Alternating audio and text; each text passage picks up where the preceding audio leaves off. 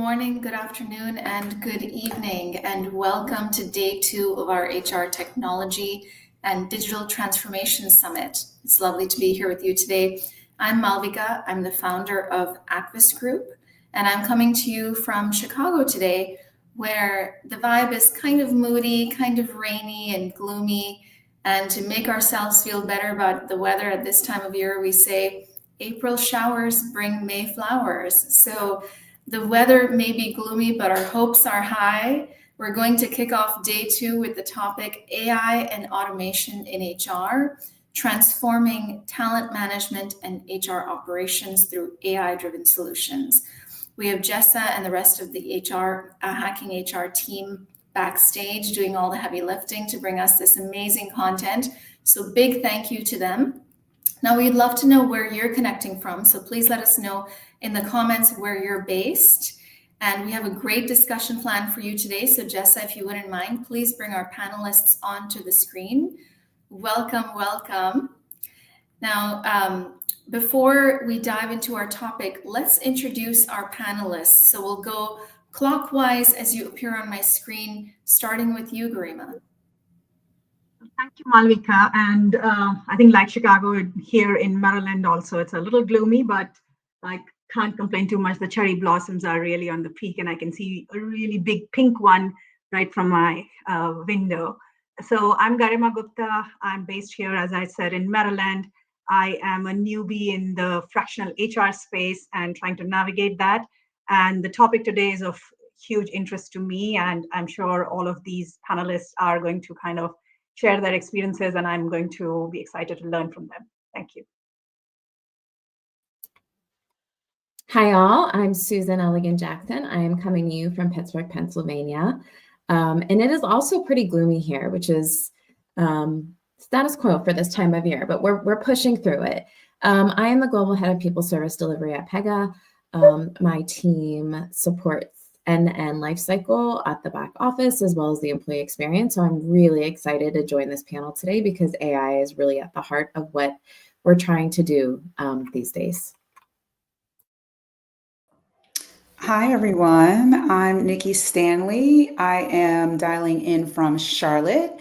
I'm a newbie to Charlotte, recently transplanted from New York City. So if there's anyone from New York in the audience or Charlotte, really happy to join you today alongside my fellow panelists. I think the last time I was here presenting as a panelist, I had just come back from Nairobi and Zanzibar, and there were several people in the audience from there as well. So I'm really glad to join this dynamic global audience. And I come to the conversation as a CHRO, former CHRO, now currently advising C-suite leaders, HR leaders in building AI workflow solutions, and automations, chatbots, AI agents, new to the space because this is all so new for so many of us, but have been delving into this work for the past year. And I'm definitely passionate about helping leaders as well as professionals in general, take steps towards innovating and upskilling and navigating all of the newness that surrounds AI right now. Hi, I'm Senya. I'm really glad to be with you all today. And I know this is such a critical topic for HR, so I'm really glad that we're talking about it. I'm a fractional chief people officer and the people advisor to companies, especially in the AI space. And the two big areas where we focus are making all the employees able to use AI and also in performance management. So I'm looking forward to digging into all those. So I come here as a fractional CPO and people advisor to tech companies. Good morning, I'm Wayne Tarkin, talking to you from beautiful Charleston, South Carolina. It's 75 degrees and sunny. For those in the rainy Chicago area, I feel bad for you. Well, not really. I'm not originally from New Jersey. We're going back there tomorrow. But my focus is I do a lot of teaching at the University of Pennsylvania around agile leadership, also work with clients. It's about taking what is what agile is like in the IT space and kind of modifying it for the business area. And so been involved with Hacking HR for a long time, and I really appreciate these opportunities, and I look forward to having a good conversation. Wonderful. I can already tell this is going to be a great discussion, and thank you for rubbing it in there, Wayne. So let's dive right in. I want to know what you all are seeing out there in the wild. What are some AI tools that you think have significantly impacted HR functions? And before we hear from our panelists, I also want to invite everyone listening in to add to the comment section, what are tools that you've used in your work? So Nikki, let's start with you, and then others, please feel free to unmute and add to the dialogue as you see fit. Sure.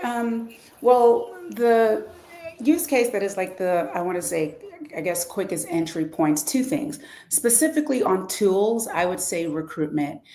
Whether you are a job seeker or you are a hiring manager, I don't think you could go on LinkedIn or any social media platform that's talking about the job search experience and not talking about how much AI is making the difference, whether it's in the ease and speed of being able to apply or cultivate your resume to a job posting, or the ability to scale and review a larger amount of resumes.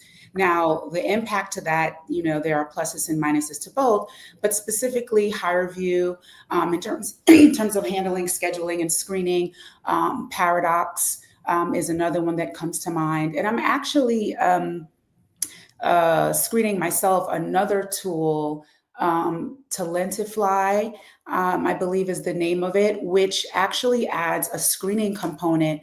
They have a very deep database of screening tools, and it connects to existing systems like your HRIS system as an API, so that whether you are screening for competencies, whether you're screening for skills-based or personality-based, indicators, it plugs into the entire hiring process with your ATS or HRIS system. And then on the flip side, if you're an existing employee, it also helps with individualized professional development. So again, there are pluses and minuses to all this, because to some extent, there are candidates who are saying, I'm not hearing back. It's almost like the volume of resumes is just amplified so much and so quickly. Some are feeling that employers are not actually able to see all of the candidates that are applying, or that whether or not, and candidates on the other side are saying, am I being weeded out incorrectly because of AI? And so that just brings up the issue in terms of leveraging the tools, AI tools. It can certainly help you scale, but why it's really important to audit outcomes and ensure that business objectives are being made. But those are the two, and a possible third that I would recommend folks check out.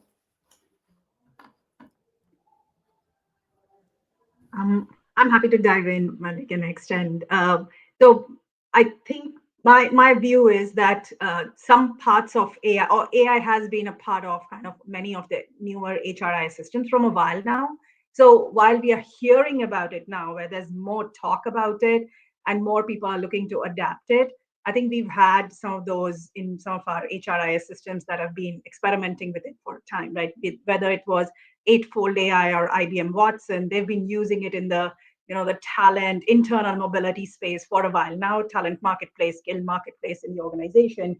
I know HireVue, as Nikki mentioned, has been experimented with by many organizations, and it's becoming bigger, bolder by the day, and doing screening now, full-on screening for candidates now. But I think some part of that automated workflow and all of that has been experimented almost for 7, 8, or maybe even longer. And so we in HR have seen some of it. What I would say is that what we are seeing now in the HR realm, which all of us may be dealing with, is that there's higher rate of adaptation and more people, more companies wanting to adapt it.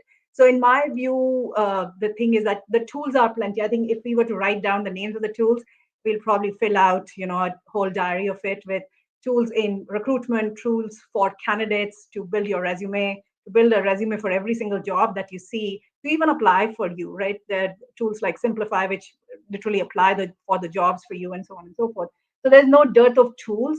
I think what we are dealing with in HR right now is A, understanding what's the need, B, understanding, as always, what's the budget, what we can afford out there, and then understanding also the pitfalls of it, as I think, Nikki, you were mentioning, that it's not just easy. It's not like a buy it from the rack and kind of fit it into your system. You've got to test it out to see, does it really work? And be ready to also kind of take the downfalls or the pitfalls that AI systems continue to have, even the latest ones. And so it's a lot of experimentation. The rate of experimentation, I think, has increased, but tools in AI have existed. Text.io in helping us kind of have unbiased job descriptions and things like that. They have been things that we've been experimenting with. It's more and more people are experimenting with it today. I think that's my take on what tools are being used at the moment. I'd also add to, I think one of the things that we're seeing becoming a trend is this use of Gen AI chatbots, right? We use that today here where I'm employed in terms of how to drive the employee experience. So employees are looking for quick answers, right? And we're looking for ways to stream our HR operations in such a way that we're not, spending hours on end giving our employees tools that, might be sitting on our company intranet. And one of the ways that we've really evolved in terms of Gen AI is creating a bot that's scraping all of that content and all of that really, really important HR cyclical material. And it's giving employees back answers based on the persona that we're feeding to that Gen AI bot. So we want our Gen AI bots to be personable and friendly and obviously professional, but we're able to have the capacity to build that persona and then adapt the Gen AI to meet what our business needs are for employees. And then I think,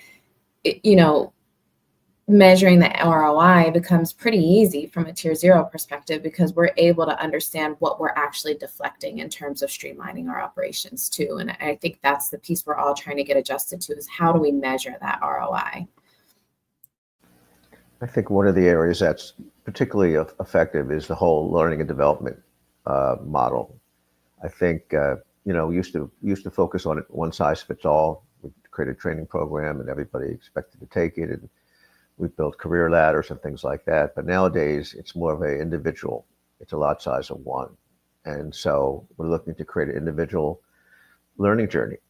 I think tools like Degreed, Edcast are some things I've seen. Even if you look at LinkedIn courses and all different kinds of online stuff, I think AI has the ability to kind of customize it based upon the individual, where they are, where they want to go, where some gaps in their capabilities, where they need to focus on. So I think that's L&D, I think, has the opportunity to really make a big impact in terms of employee engagement.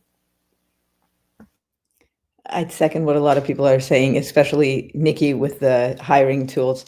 What we found to be most effective as tools at the organization that I'm mostly working with is so we have a 3,000 person company, and getting people happy and excited and to enjoy AI. And so we're using the same things that everybody is using individually: ChatGPT, Perplexity, Gemini, and we're, bless you, Malvika. And we're using these tools so that people feel like this isn't a barrier, and so that if their manager gives them a project, that they can quickly iterate and jump in and say, oh, yes, this is how we're solving this problem, or here are some ideas for you, and then come back with a solution. And the results that we're seeing are people are coming back faster. So our immediate metric is speed. Fantastic. And on this topic of chatbots that Susan was talking about, I see in the comments, Tim says, surprisingly, I get frustrated when on a website and they don't have a chatbot. You and me both, Tim. I've noticed myself being surprised at that too lately. So a lot of experts have declared 2025 as the year of agents, or the agentic workforce. So what I want to know next is, what are your thoughts on AI agents? Are you deploying AI agents in your work? And how do you think the agentic workforce will impact the human workforce? Garima, let's start with you on this one. Yeah, thank you, Malvika. Yeah, that's a very exciting topic, right? So just recently, I was taking actually a hacking HR class, and we were talking about the talent marketplace and what it is going to look like. So earlier, when we were building our strategic workforce planning, looked like build, borrow, buy. I think there's a new word added to it, a new B: build, borrow, buy, or bought, right? And so it's kind of becoming a reality for a lot of organizations to think, where would they add efficiency by adding agentic AI into their workforce? And while I'm not saying it's going to be a reality for all organizations, I think this is still, as I said, experimental. But I think it is becoming true that many of our more advanced HRIS systems like Workday, IBM, and Oracle, they've already started giving you the option of trying those agents out. And these agents are going to be, getting trained on the more work they do within your organization and the way you do the work, they're going to learn more. And the prediction or what the predictive analysis on all of that is that how some of the times repetitive tasks can kind of wear down a human. It doesn't wear down the bot, and so it allows them to do more of that in a more efficient way, in a more predictive way, and allows for HR professionals, therefore, to be able to focus more on the strategic tasks rather than the intake of forms or uploading of data and some of those very basic and administrative things, which often us in HR have lamented about. They may be given to agentic AI to be able to kind of help HR professionals to augment our role, not saying replace our role. I think some replacement will definitely happen at some point, but I think augmenting our role to becoming more of thinking where humans will add value and how can we give the non-value added task to the kind of the agentic AI.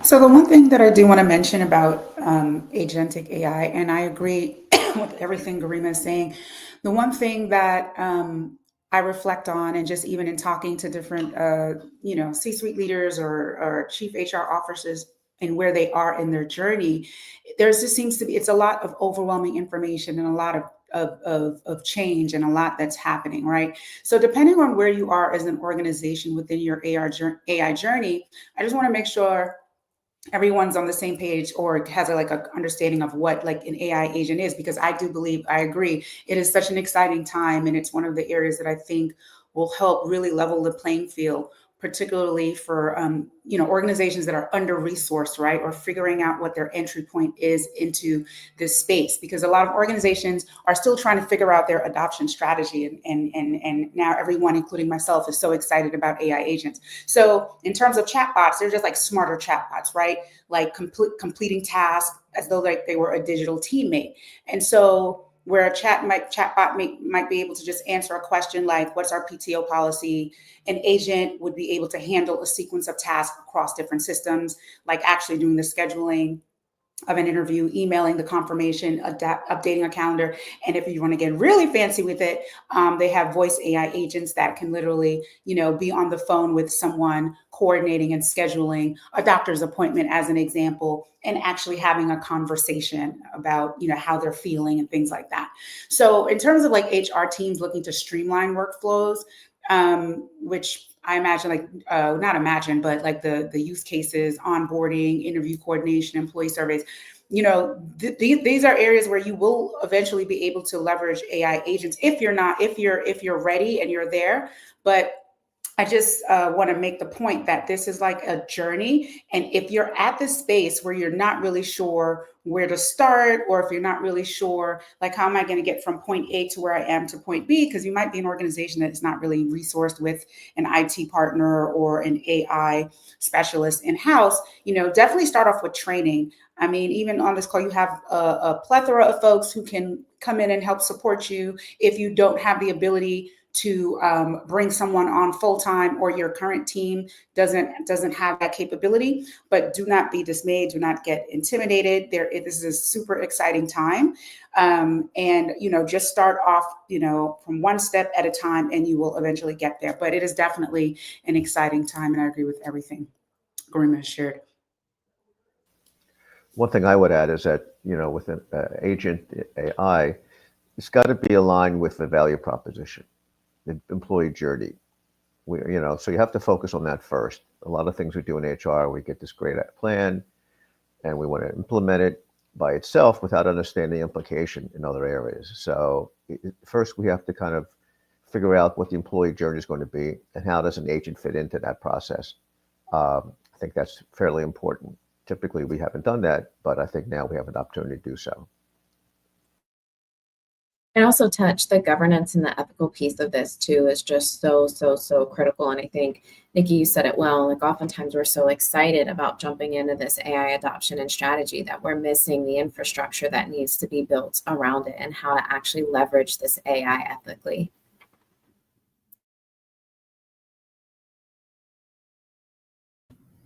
I see some conversation in the chat about how the agentic workforce might help us put the human back in HR, and instead of kind of sending canned rejection messages to candidates, perhaps allow us to personalize messaging and improve the candidate experience. And Camille says, it'll allow us to be proactive versus reactive, tired of drinking from the fire hose. And I think a lot of people in HR would agree with that sentiment. So in terms of metrics and success factors, how will we know if the organization or the HR team is using AI effectively? Senya, let's start with you on that one.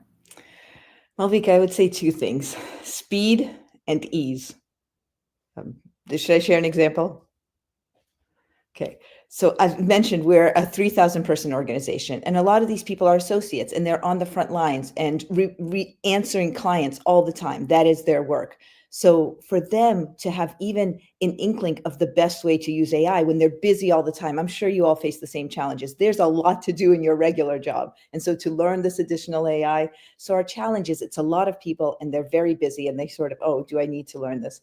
So we think about it from the point of this is going to give you speed and it's going to give you ease. And then the actions we take as an HR team are probably about 3 or 4 actions. We do workshops on, hey, how are people using AI?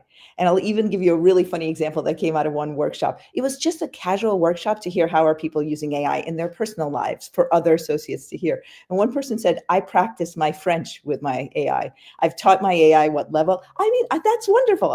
It makes me want to do that. So I've taught my AI what level I'm at. We go back and forth. That's phenomenal. And it's also fun. So, okay, we do workshops. We do individual training. So the way we think about it is like having culture champions. So some companies are very familiar with culture champions who then sort of bring that to different sub teams. So we're doing it like AI champions. There are certain people that we're giving more emphasis to and more training, and that they will then train others. And the third thing that we're doing is when we do surveys, we're constantly asking about this. What are you doing new? We're looking for stories. We're actually not even looking for metrics in this, but what's a story of how this has worked for you so we can reshare it. So to summarize all that, we're seeing some increments of results on speed and some on ease. And that's what we're sharing out again so that others want to do it. May I add one thing? I was just thinking of a detail. What we encourage people to do is if you come across the word every time, like every time I do this, I have to do this. If you come across every time, think of using your thought partner of AI. So every time can make things easier for you. Yeah, I agree with everything Senya said. And I would add in terms like of a metric, time saved, like if we're looking for like a very hardcore metric, starting off with a baseline, like how much time is this task taking? Like as you're identifying your use cases, how much time is this task taking? What is the feedback that we currently have? What's the current sentiment, whether it's the employee sentiment or client sentiment? And start off with a baseline so that after you pilot and you implement, you can then measure the difference and be able to then, communicate that ROI in a very quantifiable way. Savings of X amount of time or increase to the point of speed by X amount of time as well. And the whole point of this, and I'm going to just bring this up because it comes up often, depending on who you're talking to, the idea that all this talk of AI and agents and just the level of speed that leveraging these tools, gives, it makes people concerned about their job security, job longevity, and everything else. And, as HR practitioners, I think we need to be really clear about the trust building process and the communication building process and the overall change management, because that's what we're talking about, the change management process and the why and what we're trying to accomplish to bring people along. Because if there's a lack of trust and they feel like, oh my God, now you're communicating how quick or fast this thing is, does that mean like my job is in jeopardy or, my skill set is obsolete? But really, it's about freeing up time to do more strategic work, and particularly in HR, where our budgets, and depending on the organization that you're in, are leaner, and resourcing HR sometimes becomes a challenge in adding that wonderful analyst role that we would all love to have on our teams, right? Or expand the number of folks that we have for strategic initiatives.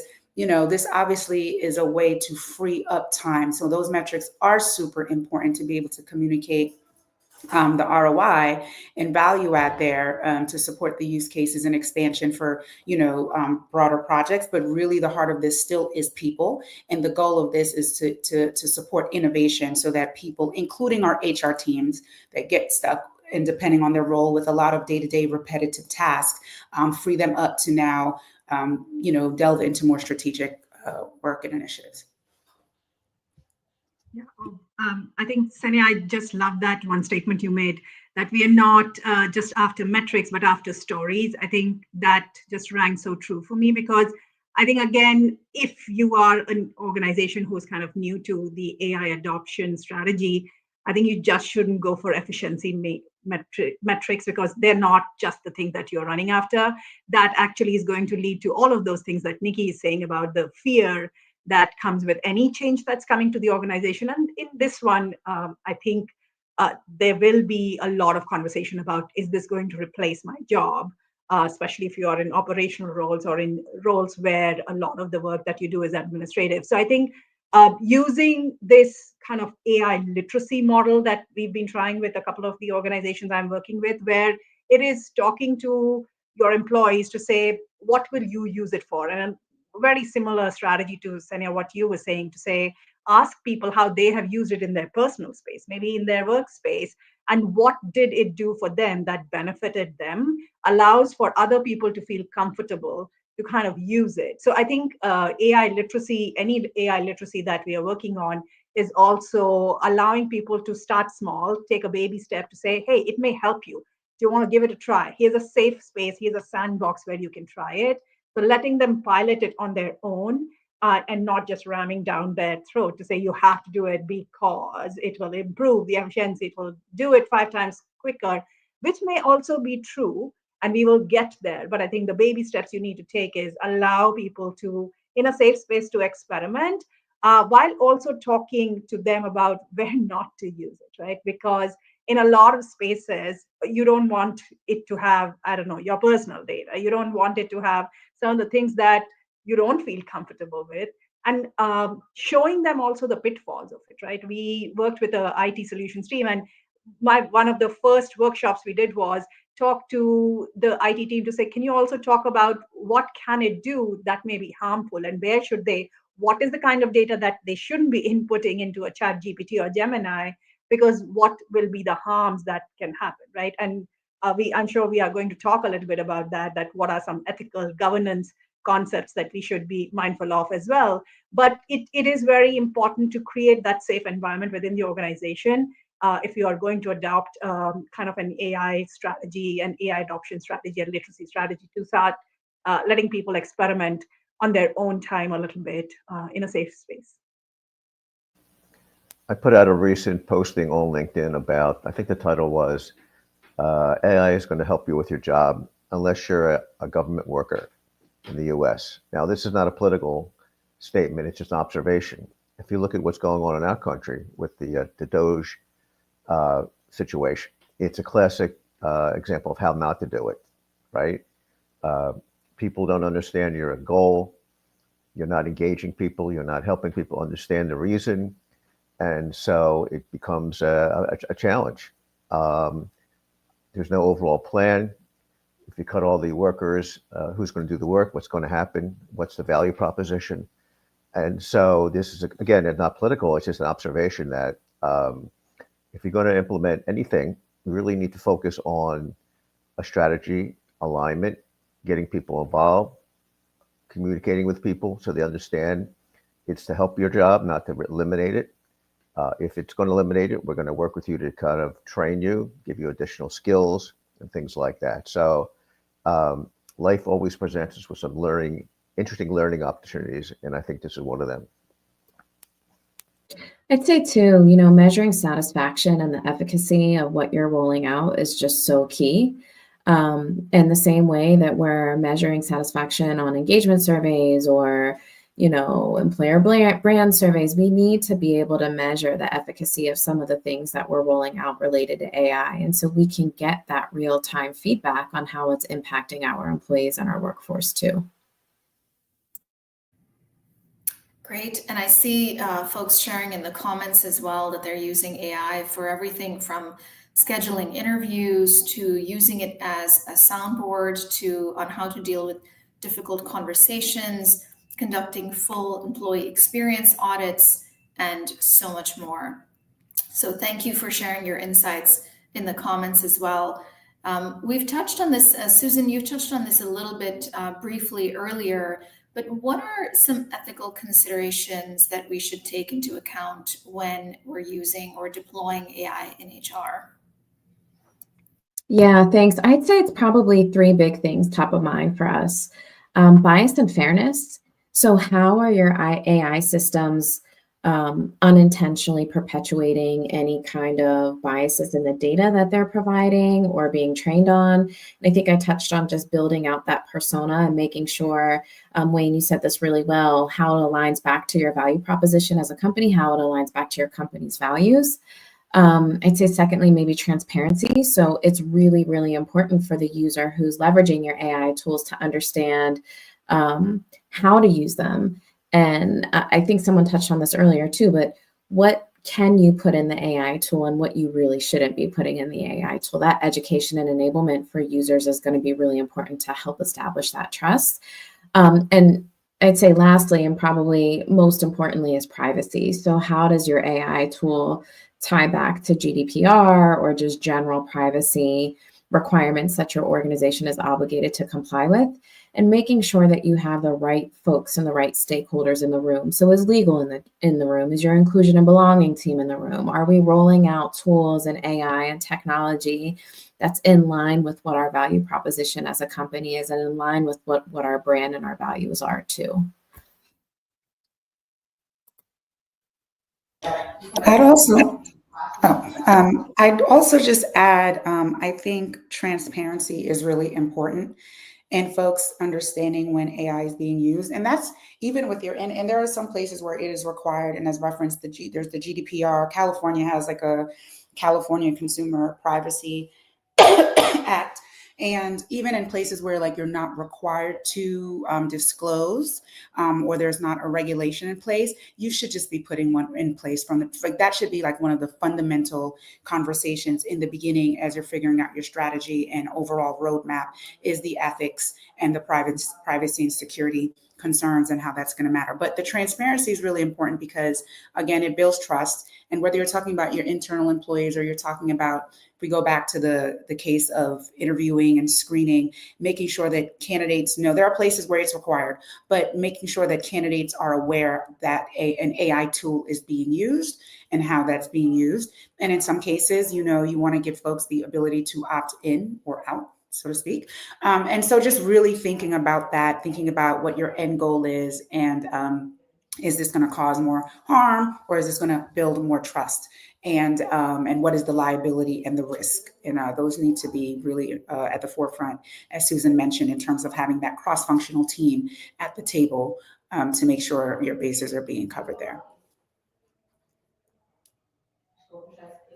I'm going to jump in and just say that this is going to remain a thorny subject because I don't think we have like a perfect solution out there that gives us that, okay, do this silver bullet, and then, all of this will be taken care of. But I would just say that has been the case with many newer technologies as they come to fruition. So you need to make, as I think Nikki is saying, the consumer or the person who's going to use it aware of the pitfalls, aware of the problems, aware of the ghosts that exist in the AI models, and ask them to take it with a pinch of salt, right? Because that at the moment, there is no one foolproof way. I mean, GDPR is in Europe. Listen, we are all living in the US. So what is there for us? But honestly speaking, nothing.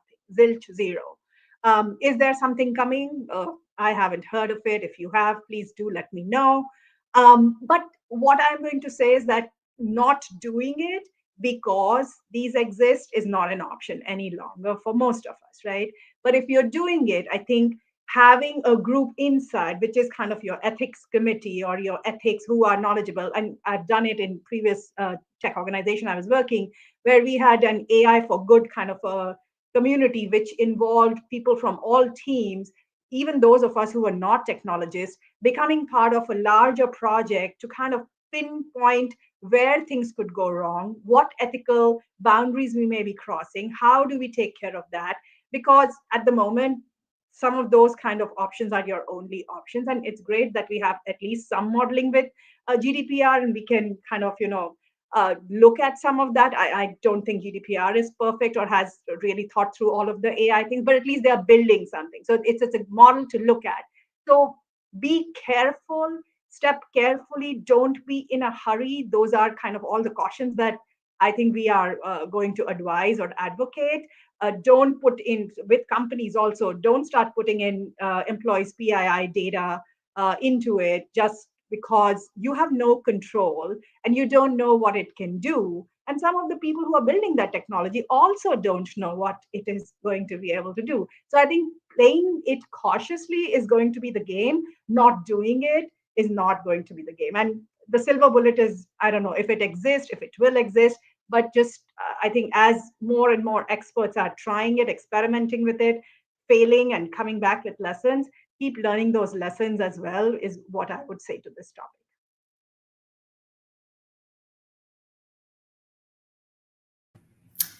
Excellent. And we have, I hate to be the bearer of bad news, but we have 5 minutes left. And this is such a rich discussion that we could obviously keep it going for longer. But we have time for maybe one more question. And Wayne, I'll direct this one to you. What are some of the most common challenges that organizations face when implementing AI in HR? And how can we as HR leaders try to overcome these challenges? Well, I think there's 5 essential areas that present a challenge. One is your data quality and fragmentation. When I was working for IBM doing software development, we had a database had 12,000 job descriptions. Did the company really use more than 500? Probably not. And it's that kind of challenge. We have lots of data, but it's not the data we can use, and it's pretty fragmented. I think resistance to change. People don't embrace change. They fear they're going to lose their jobs. They fear they're going to be incompetent in what they do. They've done their jobs for many years, and so why should I do things differently? That's a challenge. It's often a lack of clarity. Back to the government example, where is this going? What's the goal with AI? What's our strategy? People are afraid if they're going to lose their jobs, displacement, and it does happen. And then ethical and compliance concerns. So those are the 5 big ones. I think, as with anything, in terms of how you overcome those, you got to start small, learn as you go, and correct. In HR, we typically have tried to do big bang approach to new things. We're going to spend millions of dollars on SAP or Workday. We're going to implement it. Then we find people aren't using it.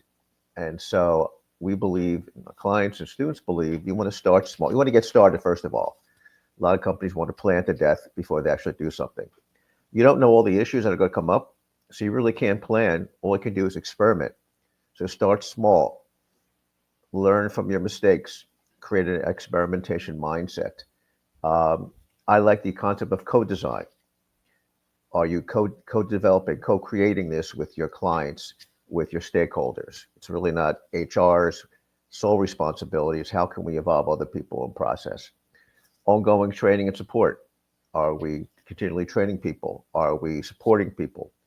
Again, what's the outcome of the AI? Is it just because everybody else is doing it? Or do we have a specific need and purpose for it? And what's the governance framework? What happens when something goes awry or something needs to be fixed? Who's in charge of that? So I think those are the things that I would mention in terms of challenges and ways of opportunity to fix that. Malvika, I would add two more. So two big challenges that I see are how we talk about things and then privacy. And I think both of those can be resolved with one thing. So how we talk about AI, communications, and even in convincing senior leadership teams that this is the kind of direction that we should go in, for example, with L&D or TA and the AI we're trying there. And then privacy, as all of us have mentioned, I can't tell you how many times I have found and replaced a person's name with X leader or a client's name with X client because I can't feed that into the AI. So those two things, getting execs teams to see the possibility of something and getting privacy. And I would say the solution to both of these is piloting. So piloting and experimenting, doing small pilots internally and then sharing with exec teams, or even just piloting ways to find and replace faster so we don't feed it in. So piloting. I'll just add one thing, making sure that the tools are not contributing to existing biases and making sure that, really auditing the outcomes of leveraging the tools. Because like, for example, if you're using a tool to help with compensation audits and compensation recommendations, in absence of understanding how it derived the results that it did, it could be using existing flawed data to come up with recommendations, just perpetuating existing biases. So whether you're using generative AI or you're using a tool or you're developing an automation or using, AI to develop strategy or do audits or make recommendations, just make sure that it's not contributing to existing biases and flawed data that might be inherently into the system. Wow, such great insights. Thank you so much, everyone, for being here today. And thank you to our panelists for sharing your time and your insights with us. And everyone in the comments, thank you for your participation and energy that you brought to this conversation. Enjoy the rest of your summit, and we'll see you soon for the next panel on HR data and analytics, using data-driven insights to make strategic workforce decisions. Have a good rest of the day, everyone. Bye.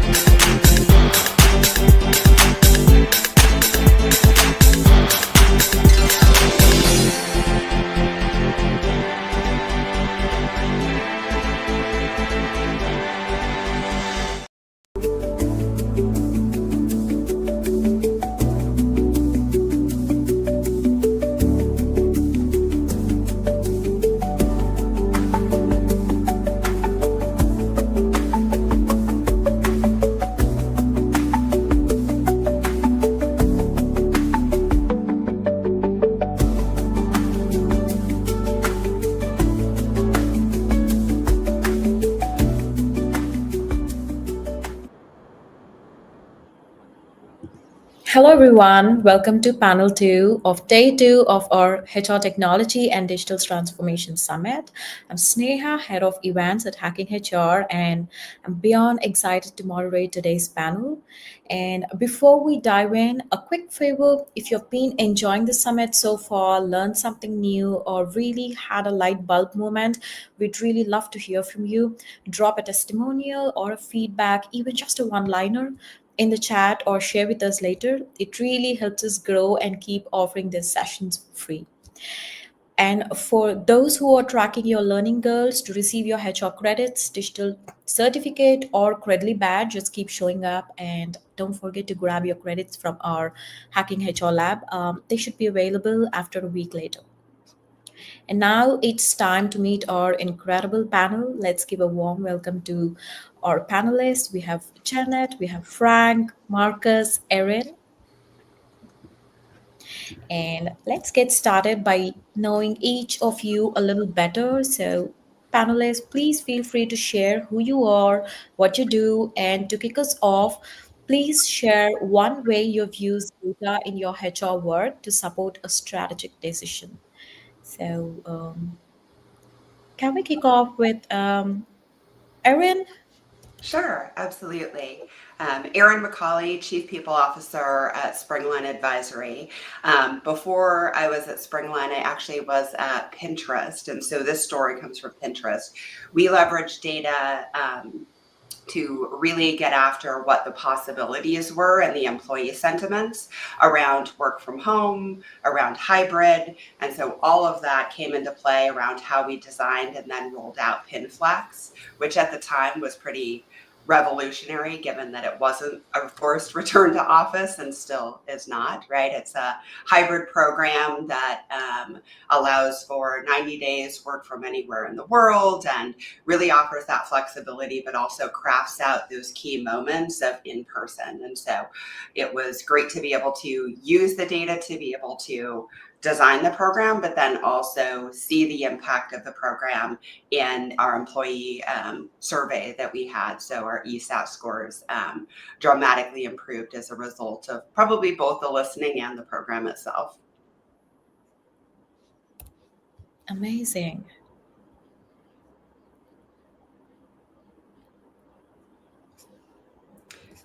Who shall I hand it over to next? Anyone who'd like to go first? I'm happy to go. Good morning, everyone. My name is Janet Rico Urig, and I serve as the Director of Human Resources, Talent Acquisition, Talent Management, and Employee Relations at Pima Community College. Just wanted to give you a brief example from not my current employer. However, one of my previous employers, I worked in the nonprofit, higher ed, and municipality sectors, including K-12. And one of the things that in my previous roles have looked at data and analytics, really leveraging our engagement survey data.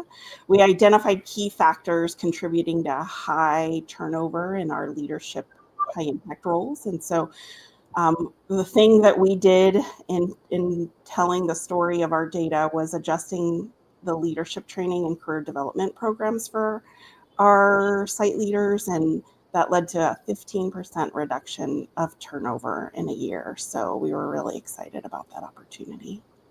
So nice to meet everyone. Welcome. Welcome. I'll pass it over to Frank.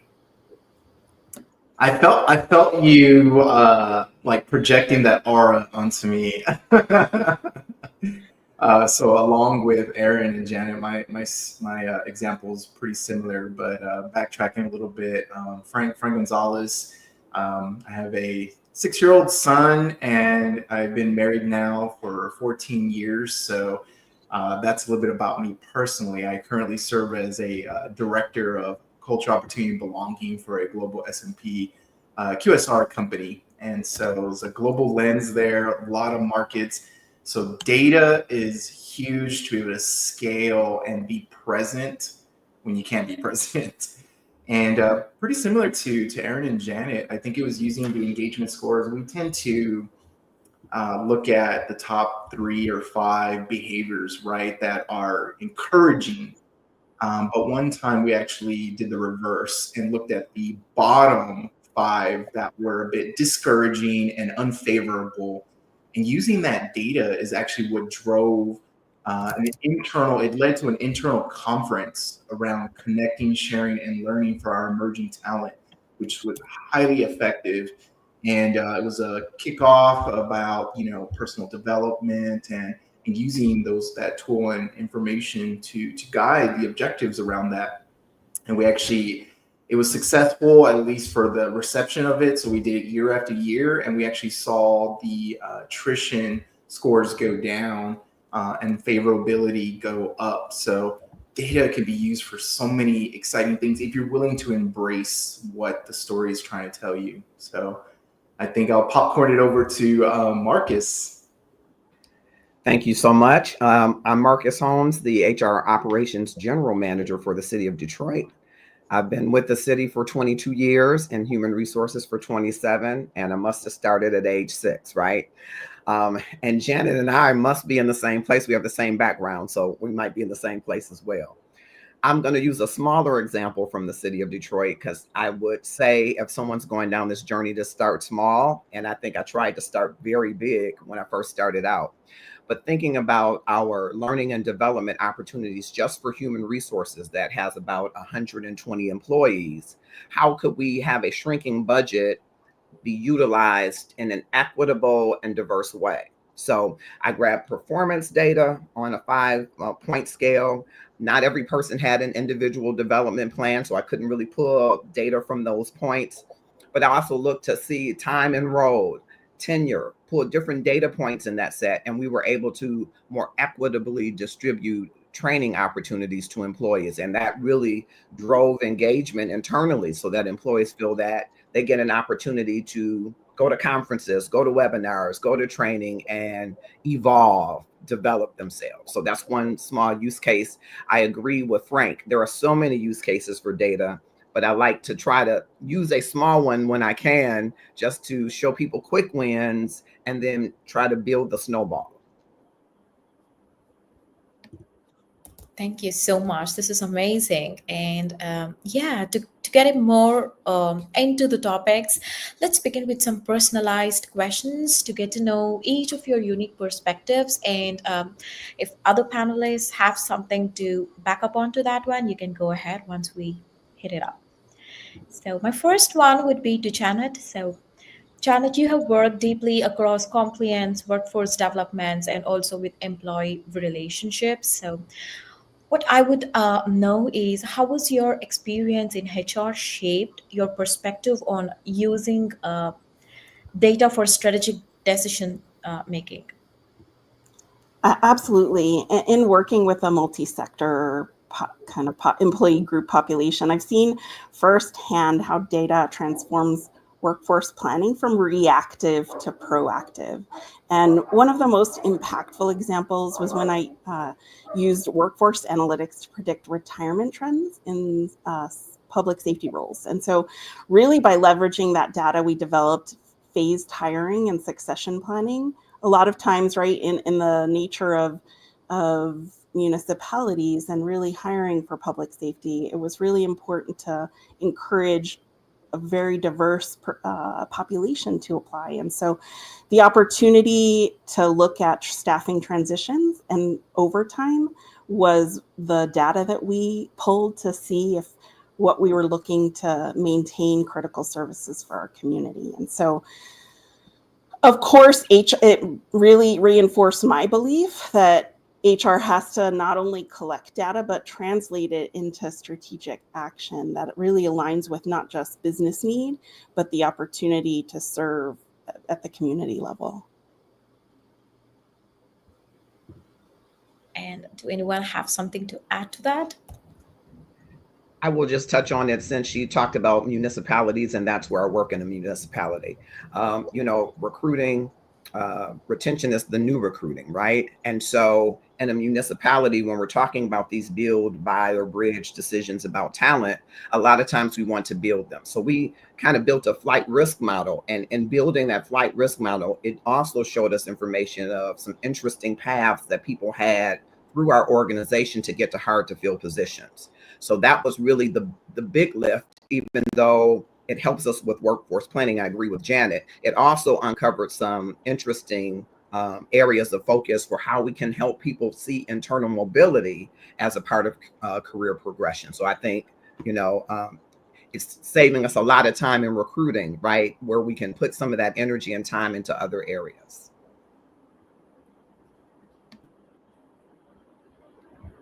Oh, Frank, you're mute. No, I'm just. We're just nodding. A lot of affirmation. We're nodding and smiling. So we see a lot of smiles. We're secretly high-fiving Marcus and Janet for the work they're doing. That's what we're doing. Amazing. Amazing. While we still have Frank with all the bright smiles on the screen, so my question to Frank would be, how can data-driven insights be applied beyond HR, let's say in marketing, tech, or operations? I mean, there's people in all of those, right? There's people in all of those. And so I've got a lot of great wins. I always tend to try to position, our efforts around data and people outside of HR as constant as we can. And so a few examples around that is, with marketing, it's a lot of the personalization, right? So we can use data as a jump off of marketing campaigns and actually increase some of the conversion rates around certain things. So that's one thing, right? And speaking that marketing language around impressions and clicks and what's happening, what are people really liking? But you use, for us in the QSR, right? And I've been in healthcare and a number of other industries, but in specifically with QSR, quick service restaurant, you can literally tell, your platforms, this is what I have in my kitchen, in my pantry. This is what's available. What are some of and you all have experienced some of those fun apps for anybody who likes to cook. What are some of the available dishes that I can create, within this price market for this audience, right? And maybe it generates a few ideas, but then you still need that marketing kind of feedback. And so that's one example of the data and the people, right? You still need people, you still need cooks, you still need energy, you still need creativity, and sometimes the data you co-create with that. I would say from technology, just in general, and operations piece, technology, we need to co-create with the accessibility. So the technology is going to have the parameters, and it's going to deep dive into some of the past kind of success and try to predict around that, right? But it could also predict some of the failures that may be ahead of you. And so that's kind of the communication or change management piece of it. And we've had technology set with parameters, kind of like the algorithms for social media, right? Certain keywords will kind of get you a higher passer rate and things. So this is where you need to co-create and make sure that there's accessibility when it comes to the audio and the visual and just the outputs of things. And I would say finally, with operations, which is always my dear heart, right? So as HR strategists and partners of the business, is figuring out what your mission and what your final end user really is. And for us, it's really about reducing the bottlenecks and increasing workflow. And so utilizing some of that data around, for us, you may have to digitize and walk in and try to order something, but is it communicating the language? Are the colors, the color palettes actually accessible for those that are maybe visually impaired? And this is not something you're just born with, my friends, right? This is something that increases as we get older, our vision decreases and our hearing kind of decreases and things like that. And so it's just overall accessibility around these things and helping others understand that this is what also helps drive your business, whether it's for-profit or nonprofit. Yeah, I love that. I'm just going to build on that, Frank, because what I like about being able to get in and sort of, I see myself as a business leader that happens to work in HR as opposed to the other way around. And so similarly, an example that we have at Springline, so we are a accounting and advisory firm, and we are very acquisitory. So it's a relationship roll-up, if you will, of accounting and advisory services. And so understanding culture and relationships in an environment where most of the time people keep their CPA longer than they keep their doctor or potentially their partner. So when I say relationship, like I really mean it, right? In a relationship roll up, culture becomes that much more important. And so Springline has started last January, now has acquired 6 firms. And so we're growing primarily through acquisition. And so because of that, we launched a culture survey across all of our groups to co-create and define our culture together and use that data, right? I'm dealing with accountants. Yes, there's stories and feelings and parts of culture, and there's also data in culture, right? And so being able to partner with Barrett Values Survey and others to be able to design both that survey mechanism so we could co-create our culture. And now what we're in the middle of is basically flipping that into a culture due diligence process that we'll use, because we plan to also acquire a number of firms for the next several years to make sure that the firms that we are acquiring, because again, it's a relationship business, so they may know accounting, but they may not, be a great culture add to Springline.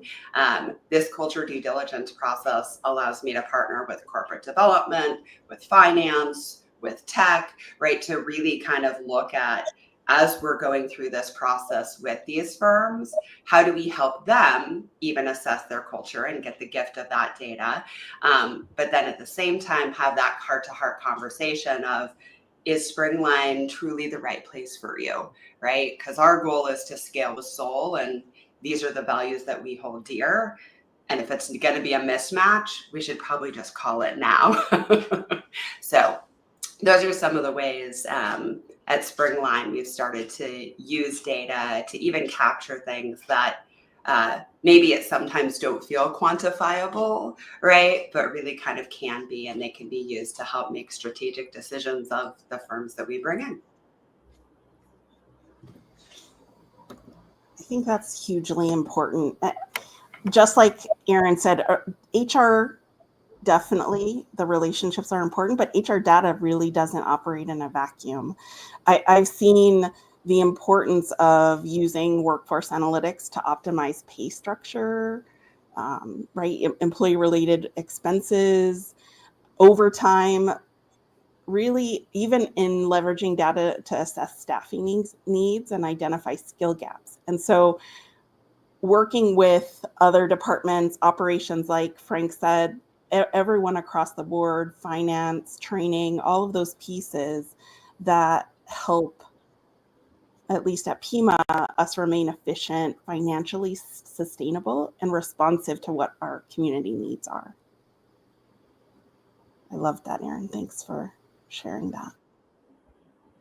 Yeah, I think everybody covered the gamut here. I would only add, in those spaces, like Erin said, where you're a leader with your business partners, some of the usual questions are, how do you get more market share, right? How do you save more money, right? And how do you reward, recognize, and measure that? And so the data that we have can certainly lean into helping them build robust plans and structures to measure, reward, and do all of those things. So.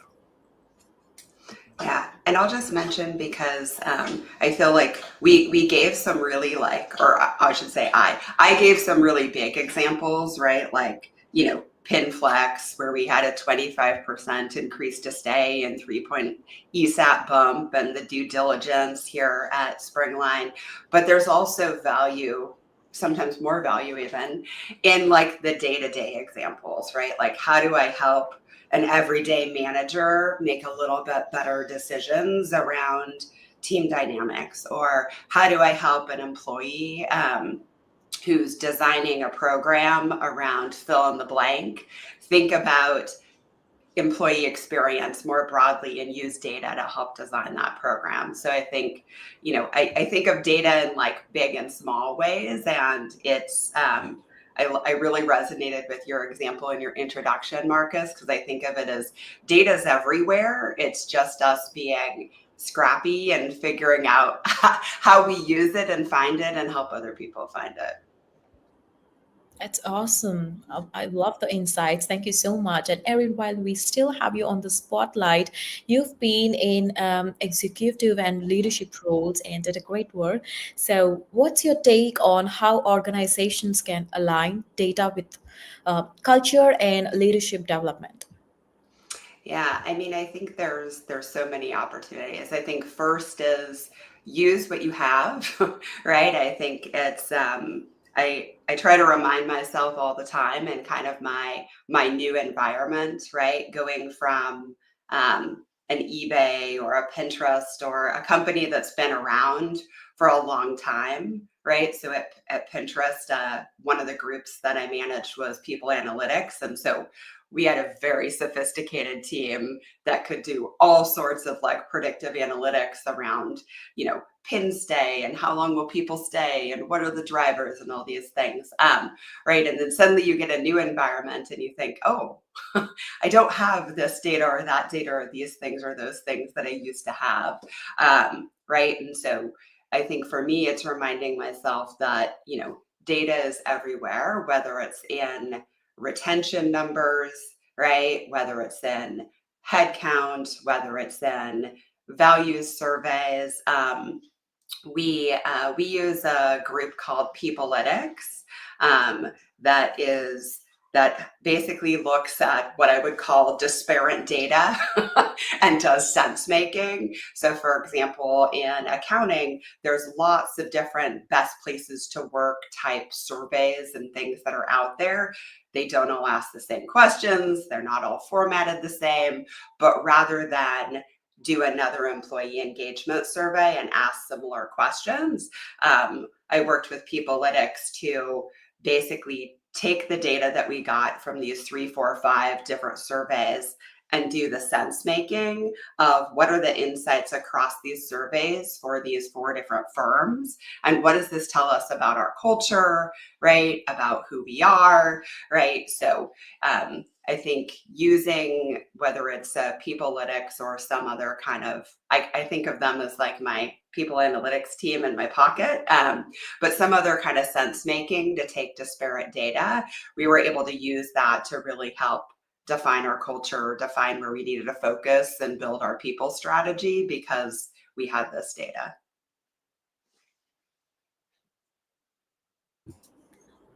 That's awesome. So, do anyone have something to add up? Yeah, I would just add, I think Erin hit it the nail on the head, but one of the things that she said really resonated with me: use what you have. And sometimes you have these wonderful partnerships with organizations. Like at the city, we have a partnership with an organization called Core Strengths. They were recently acquired by Crucial Learning. And so what they do is kind of a strengths deployment inventory that helps people get results through relationships. So think about across your organization that there are people who work together and get business done. You might want to replicate those types of working environments throughout the organization. You could use that information to kind of replicate in various areas. And in our organization, I know Janet will know this from municipality work, we have subcultures because we're in multiple lines of business. So you can use that to drive people toward your primal culture or your main culture, and see, what falls out of that, right? Is it aligning with the culture that you say that you want? Does it impact the employee value proposition if you have one? And does that need to be redefined? Are there opportunities to use people who do well in core strengths for hypos, for leadership assignments, for stretch assignments? So that would touch on leadership development. So again, just so many use cases of using what you have to really align with the culture results that you want, the culture audit, culture surveys, right? Whatever it is that you're trying to drive toward business outcomes that will bring those outcomes. So just wanted to add that. You all have inspired me a little bit more on specificity on the daily wins, or like, to go from theory to just like, how would we use this? I think one of the fun success stories about a month and a half ago is we had less than a week to showcase a brand new 2-hour kind of training for our development team, which is like construction, right? The folks that build up all our restaurants and things. And so it was getting on a quick call, having them still, you have the human element where everybody just kind of brain dumps, like, what's going on? What's the needs analysis? Like, what are the behaviors? Is there any gaps? Is there bad stuff, good stuff? What's going on? And we came up with like 12 pages of things, right? And then we actually use technology to say, okay, generate 3 objectives for this. What are the 3 critical things? And then what are the 3 critical things to walk away with, right? And so it was just a showcase of, yes, you still have the human element, and we were able to like consolidate this down. And then we teed up the workshop with that and said, look, this is what we use on the technology. And it actually generated additional interest from the participants on saying like, oh, wow, okay, so you heard us. These are our pain points. Oh, you consolidated out. What's the app that you use? Oh, okay, great. And so this was a multi-generational navigating the communication between folks. So you had a number of folks, ideating and wanting to do it. And then we actually generated an activity where they came together and kind of helped each other navigate the tech itself. And so it was just like kind of a fun way.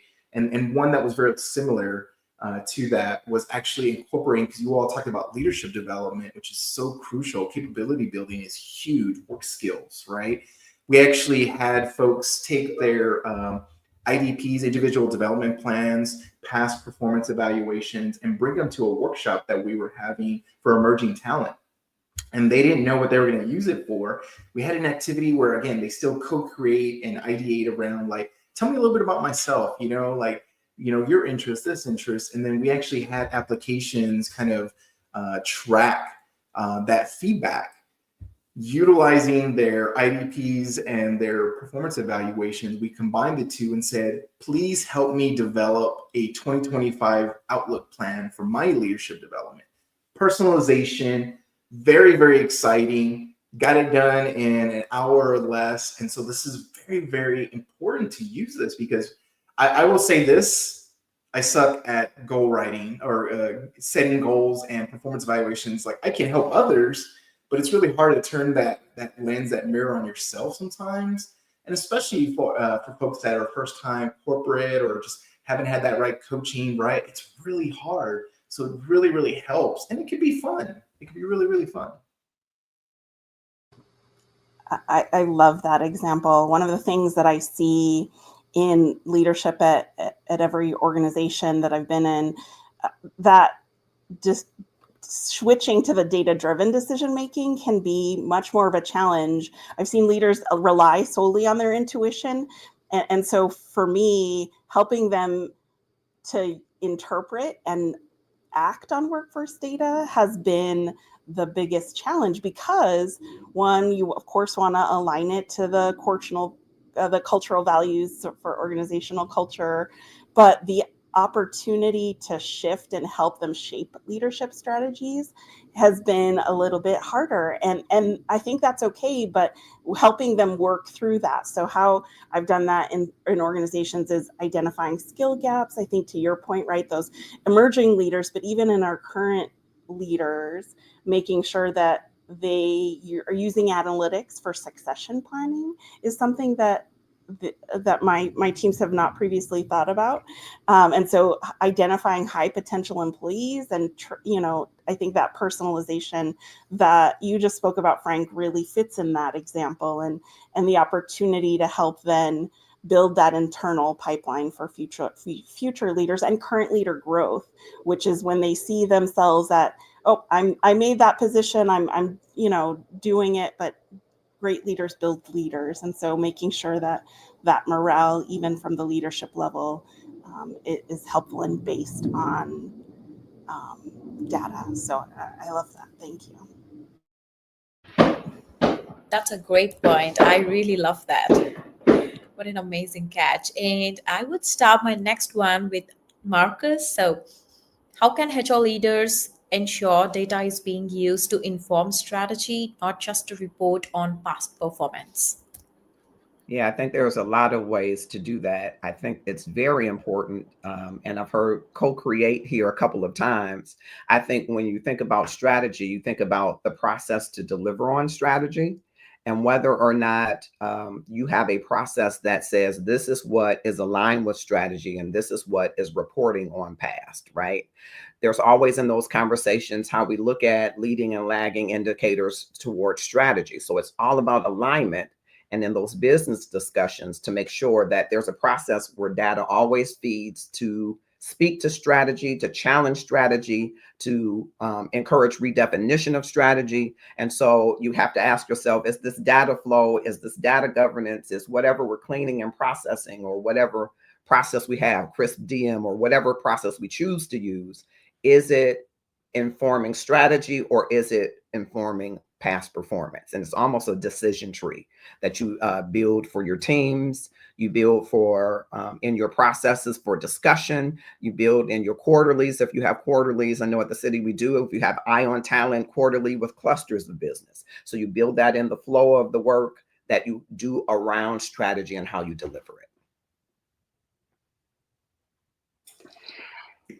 Yeah, I think that to me, this is where us as people leaders really understanding as much as we can the business that we're in.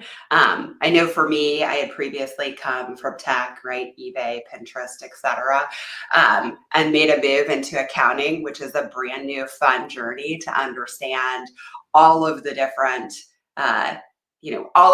processes around that, and what does it mean, and what does it look like, and what do they care about, and what are some of the key drivers of the business. And this is also my first time working in a private equity backed company, so also understanding EBITDA and what drives EBITDA, and how does employee engagement and retention and culture due diligence and some of these different things feed into how we drive EBITDA.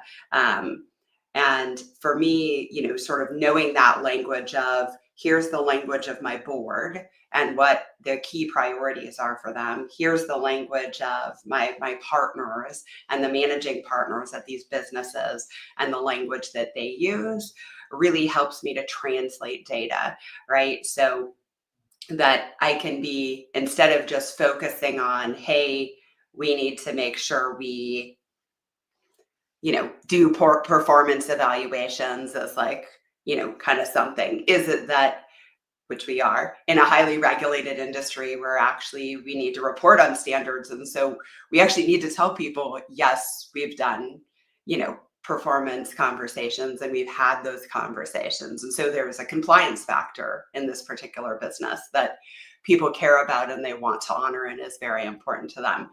And at the same time, there's a performance aspect to it in terms of this is a people business and a relationship business. So the better feedback we get them, the better they show up, the better our client service is. So starting to kind of tie those loops for people so they understand and can connect the dots to their business drivers is wildly important.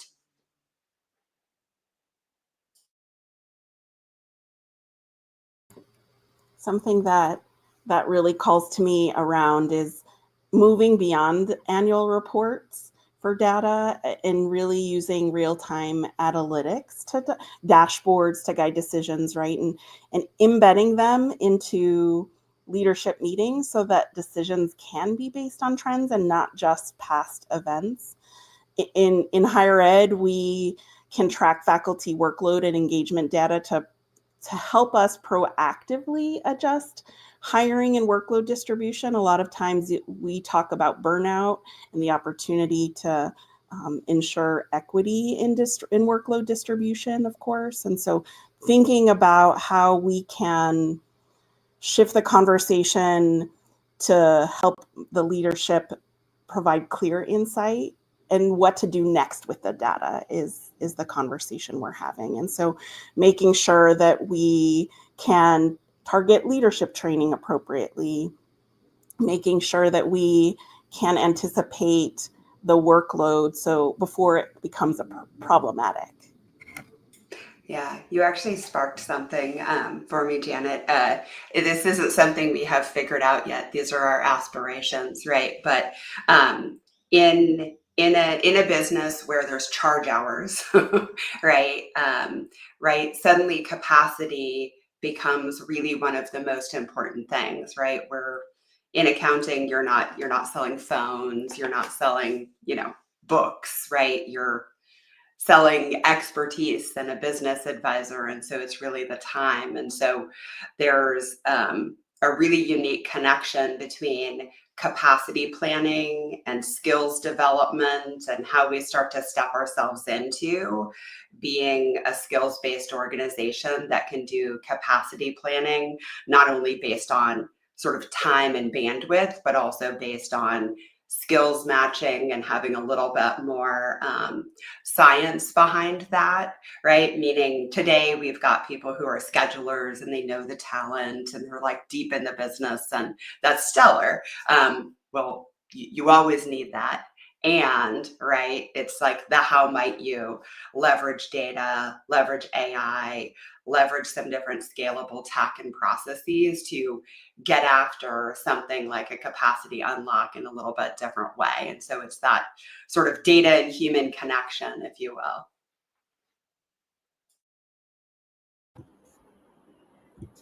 Amazing. Thank you so much. As we are at time, but I would really love to address a couple of questions, if time permits, from our audience. So I see a couple of questions for our panelists.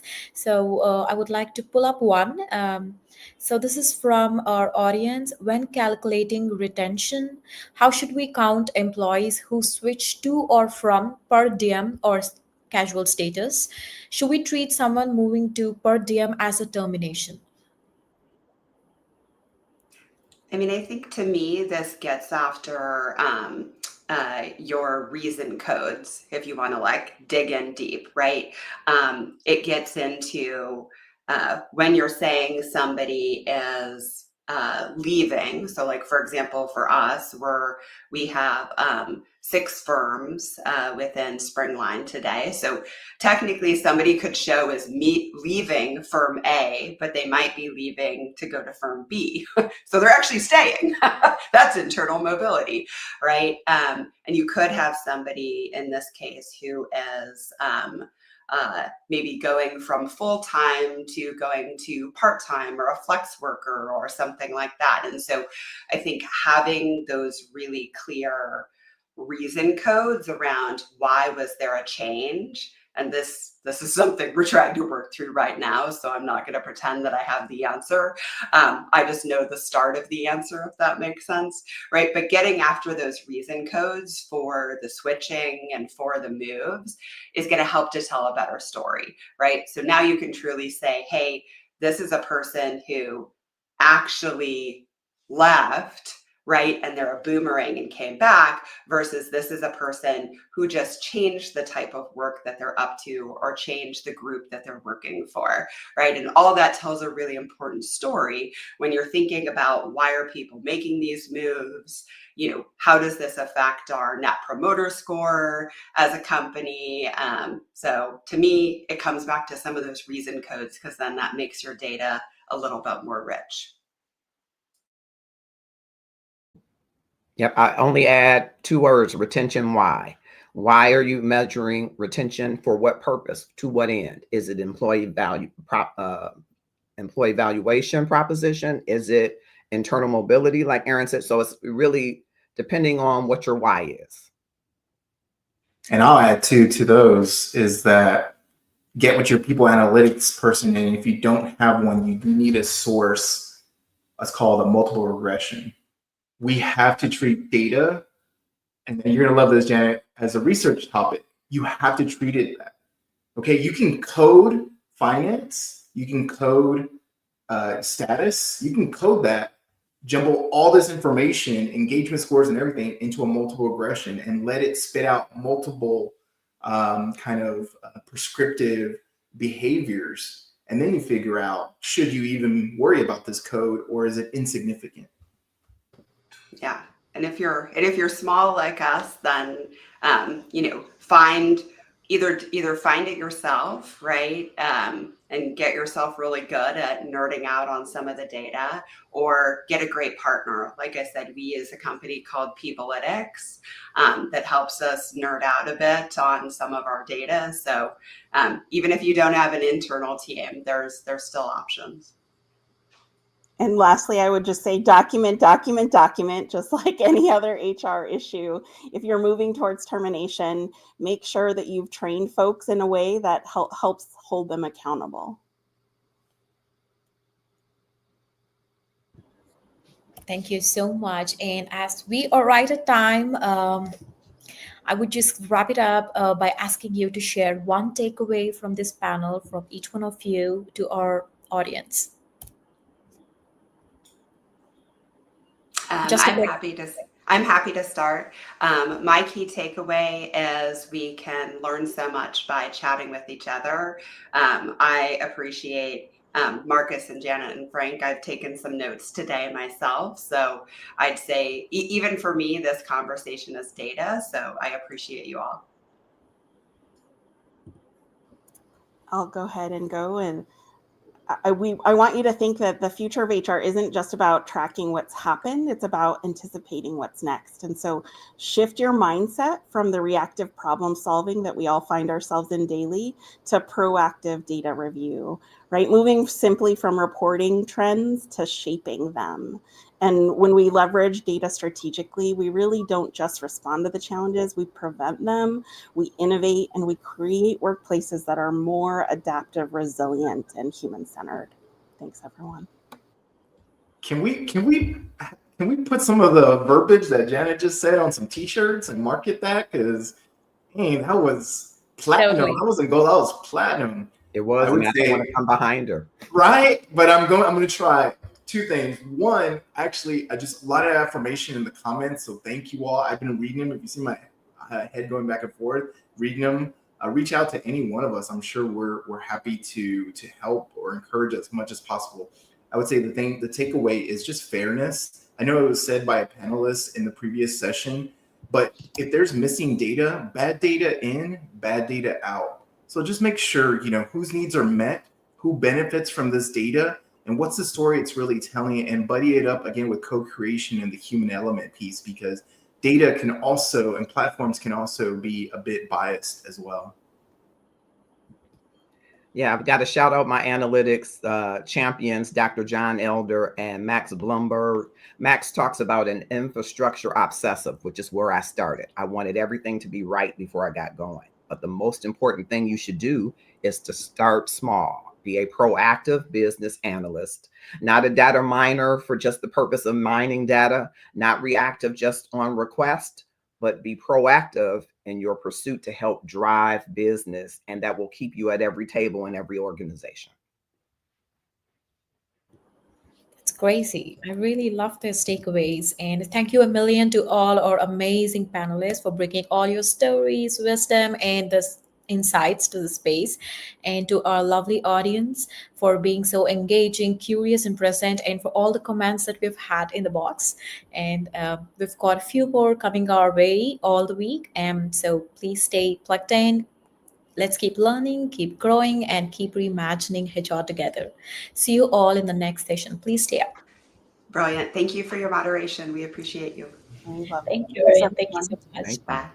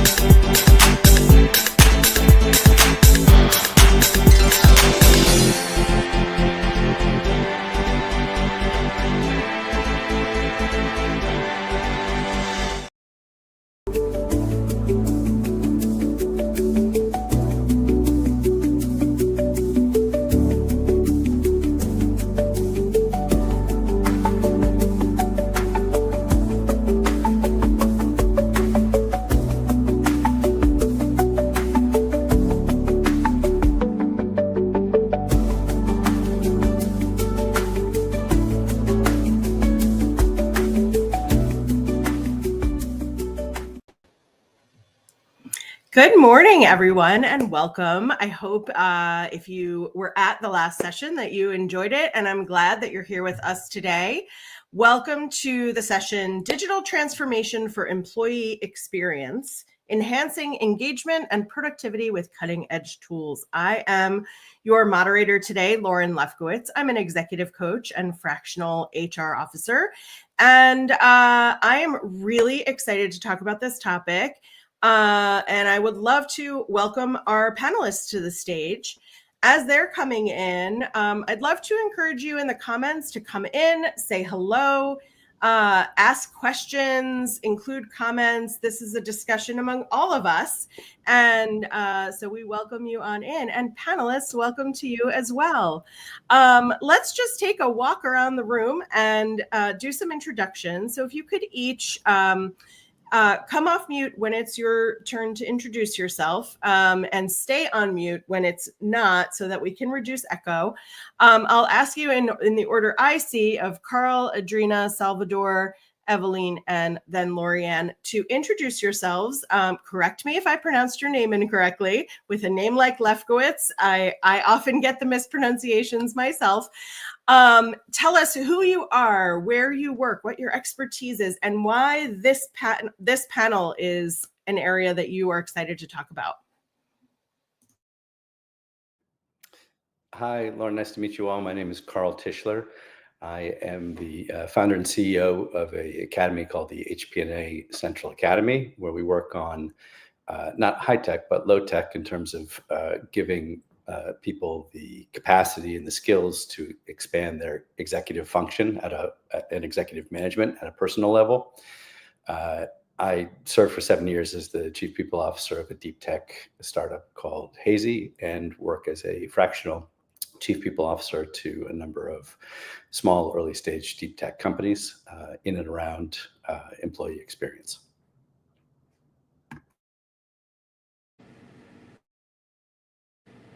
Good morning, everybody. My name is Adrina Walker. I'm the AVP of Human Resources for the University of Vermont Health Network. I am also the founder of People Canvas Executive Coaching, and I also teach some courses. So I love HR is what I do. The reason why this work is super important to me is because I consider myself to be a people practitioner. I specialize in all things people and in all ways that people need to come to the table. And as a people practitioner, I often tell my people, technology can't fix what culture won't allow. So we have to make sure that we are working together in that space. So that's why this panel is super passionate to me.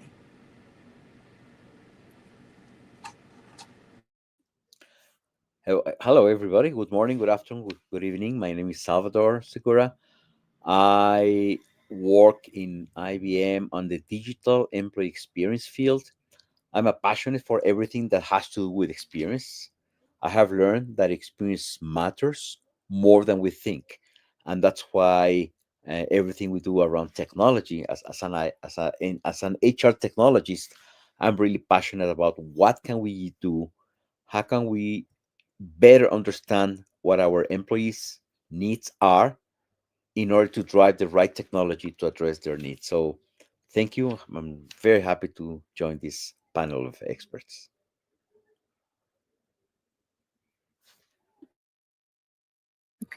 Hi, everyone. My name is Evelyn Munyoki, dialing in from Nairobi, Kenya. I work for Britam Group, that is a financial services organization in insurance, asset management, and a lot of other different offerings we have. And this is across 7 countries. Really happy to be here. I'm the Group HR Director. And this area for me is quite critical because I know it's both our current and our next play in terms of making sure that the organizations that we want to create in a few more countries, but also in the countries that we're currently in, we must actually embrace digital employee experience. It's critical, and it's one of the areas that we are continually working on. In terms of tools, but also to just connect and remain human with all our employees across the different countries. Thank you. Very happy to be here. Hi, everyone. I'm Lauriane Le Chalonnet. I'm based in Paris. Really glad to be here with all my co-panelists and also really happy to be talking to all of you. I'm EcoVadis Chief People Officer. EcoVadis is a sustainability rating intelligence platform. So we help companies, businesses all across the globe to improve their impact on the planet and society. And this topic today matters a lot to me because I really think that to improve engagement and productivity, there is no better way than to review, from the beginning till the end, how the employee experience is made, and to focus not only on technology, but really on the people around this. So thank you for inviting me. Thank you so much. What a delight to have a real global panel with us today. So today we're talking about, the digital transformation of HR, and specifically on our panel, we're talking about the employee experience of that. A lot of HR folks are used to old systems, homegrown by the IT department systems, deal with what you have kinds of systems. And we're starting to move into an age where we're really looking holistically at a digitally enhanced employee experience. So my first question to you panelists is, what does a digitally enhanced employee experience look like today? Why is that a priority for HR? And I'm not going to call on you individually. I'll just ask you to keep an eye on each other's mute buttons and come off mute and answer, and everybody will have a chance to answer every question. Thank you, Lauren. If I may, I can jump in. When we talk about digital employee experience or experience driven by technology, what I have found is that many cases we think on technology first and then on the employee needs later. And I think what we learn is it should be the other way, right? We're trying to solve real employee needs, real employee pain points. And then only after then, we need to select what is the right technology to do that. We try to adopt the new fancy AI, Gen AI technology just for the sake of it. But if we don't really understand what's a business need that we're trying to solve, then we will be misusing and frustrating experiences by using the wrong technology. Maybe to complement to what Salvador said, and I completely agree with you. I think what matters is how to enhance employee.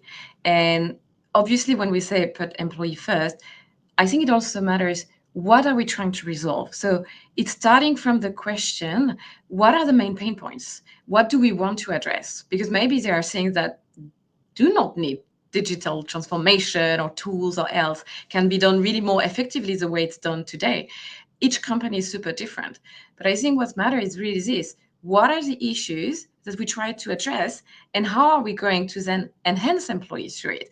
And technology becomes a mean for better improvement and better experience, and not so much, this is something I heard, it's amazing, and I really want to implement it. Because in this case, we're just maybe going to face more resistance from people because it won't solve the issue. It will maybe just add a new layer, something may be better, but the overall will not make sense. And making sense to it, I think, is what is important in this. I agree with you both. Employees are not trends. And often especially in the workplace, we jump to the next trend and what's the next trend. And like everyone's on the AI kick right now, which is necessary. But the one thing I always like to say is if you're going to use it, have a purpose for it. And so one of the things that we've done at our organization is understand how AI can help us leverage the playing field. But we've done it in areas that matter most to employees, such as career pathing and digital hubs and inclusive performance management, to really get everyone used to what it is before we look at it from a way of decentralizing resources. Like sharing with people what is it for them, and that they're not a trend themselves, that we are investing in you. And I think when technology can speak to our employees with the investment, then all the things that seem to be trendy or what things that we struggle with from a change management perspective, they are more open to it because they see it as an investment and they understand what's in it for them versus seeing it as something that decentralizes them, that may replace them at some point or make them feel like they are less than the value that they bring to our organization. Yeah, I really agree with all of that. I think there's an additional element also to this, that there's kind of a role of being the chief canary officer, by which I mean, I think there's a golden rule of never imposing or inflicting or introducing new tech to employees that you haven't used yourself. And hence the, literally the canary in the coal mine thing. And so I think, as everyone has said, I mean, the HR, the human, is the first word, whereas in AI, it's artificial. And I think that's just the sort of simple thing to keep coming back to. Yeah, so thanks, everyone. I think I actually agree with what you said. One of the things that coming from a very high touch environment where human interactions are so critical in terms of, first of all, the adoption of technology maybe is not at the point where we are replacing like interactions with just machines or tools or whatever it is. So that for us in my organization, we've actually been very gradual. What we started doing was to really look at the painful journeys. And just first start there, what are you solving for?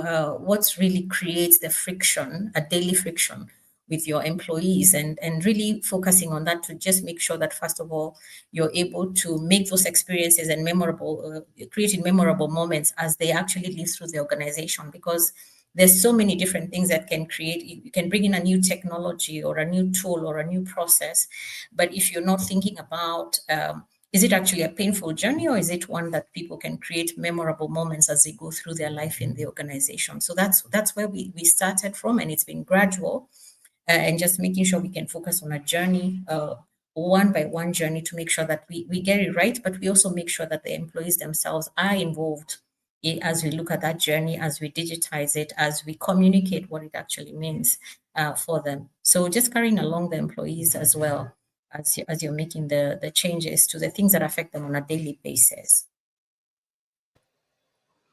Thank you so much. You all introduced so many aspects of what we're going to, we're going to talk about today, including planning and involving the employees. We'll talk a little bit about AI, but let's talk about something that all of you touched on a little bit, which is, how can technology improve employee engagement instead of making those interactions that we've had that were low tech or no tech and are becoming high tech or higher tech?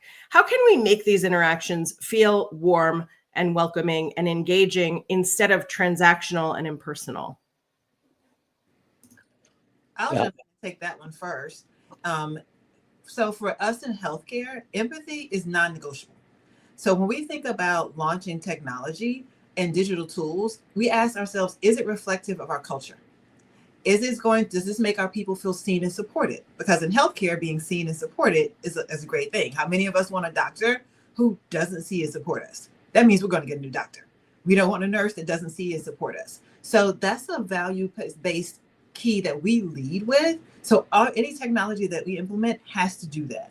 So when we rolled out like a digital platform or et cetera, we wanted to make sure that the impact was powerful. So not only did we take them as partners, we had to understand that recognition is different for everyone. So what makes it meaningful, and how do we create something that makes it meaningful in that way? So I think sometimes just slowing down and thinking about, is this technology that we're adding to our team or taking away? Or thinking that we're planning for the future, is it reflective of our mission, vision, and values? Is it reflective of our key core cultures? Because for me and for my organization, it is not about efficiency at the cost of connection. It's about making sure that we're using our digital tools to enhance that connection. Yeah, and one of the things I want to add to this is that when we really talk about employee-centric transformation, it's as Carl and everybody was saying, we need to think on the human first, on the employee first. We need to think on employee journeys. We need to think on moments that matter for those employees, and understand how we can deliver a solution for them that is trustful, that is effective, and that is simple, right? I mean, 3 key things.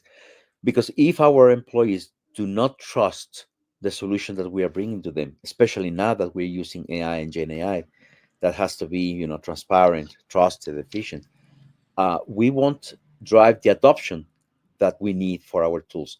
We can bring a wonderful, application with the best of features that we can bring, but if nobody uses it, then there's no point when bringing great technology. So that's why the sequence on which things have to happen is that one: employee centric, employee needs first, employee journeys, moments that matter, and then understand what is the best technology that will enable that experience that we want to create to our employees. I think that one of the keywords is also personalization. If you don't want to feel that it is, impersonal and just, step by step, you have to follow a process or something. What makes sense to have is to allow employees to provide some flexibility to the tool. So personalization could be on many different aspects. I can design my own processes. I can add my own workflows that is not just guided as it has to be like this.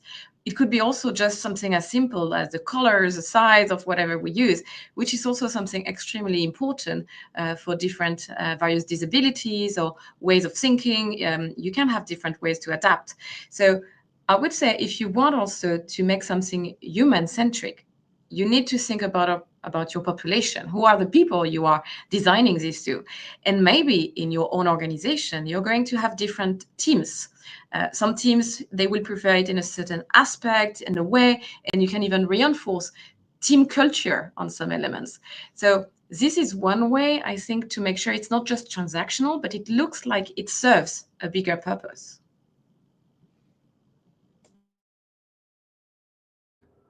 I think there's a thing about tools, no matter what their ultimate use is. I mean, obviously, I totally agree with what has been said about them being, picked up and used, et cetera. I think that the fundamental part of all employees' experience today is like just a fear of AI and what that brings as just a fundamental thing. So I think there's kind of a double benefit if you can have technology that is simple and not overwhelming and allows a simple, real gain. So I'm a big fan of like technologies that, for instance, allow people to practice scenarios in small, simple ways that people can kind of understand and have something tangible and beneficial to them in what is the core challenge for them all, which is staying relevant in the current workplace. So on this one, I think I do agree. One of the things that we are clear about is that technology should never diminish humanity in the workplace. I think it should help amplify humanity. And if you find that you're using tools that then are taking away from that human experience, then you have to step back. I think one of the things that we've done and we continue to do quite deliberately and being quite intentional is to make sure that we are not looking to replace authentic connections or connectedness to purpose. So one of the things that I see is that in every process around HR or any interactions or engagements we're having in the HR space, in the people space, that you're introducing this almost like gradually, because sometimes you don't want to shock the system with so many different changes. So you may start and then just walk through the different changes, introducing different aspects.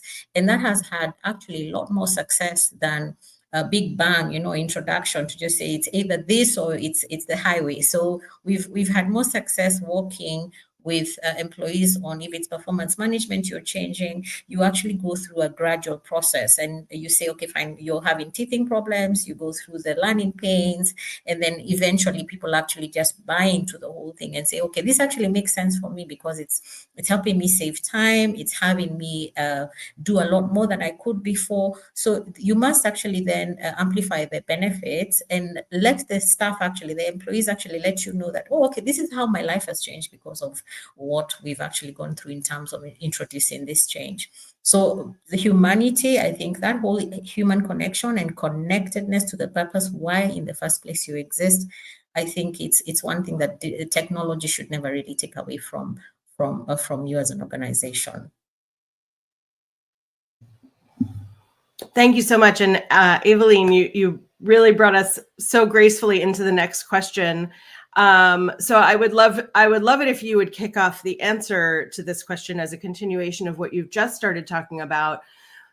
But when we talk about AI and automation, and you really elegantly brought in engaging the employees and bringing them in slowly and training them, how do we ensure that bringing in AI and automation, which so many people are afraid of and are afraid of replacing this human interaction, how can we ensure that we as HR get the opportunity to roll out new processes, new programs in a way that feels graceful and engaging, as opposed to this is how it is now, our way or the highway, as you said?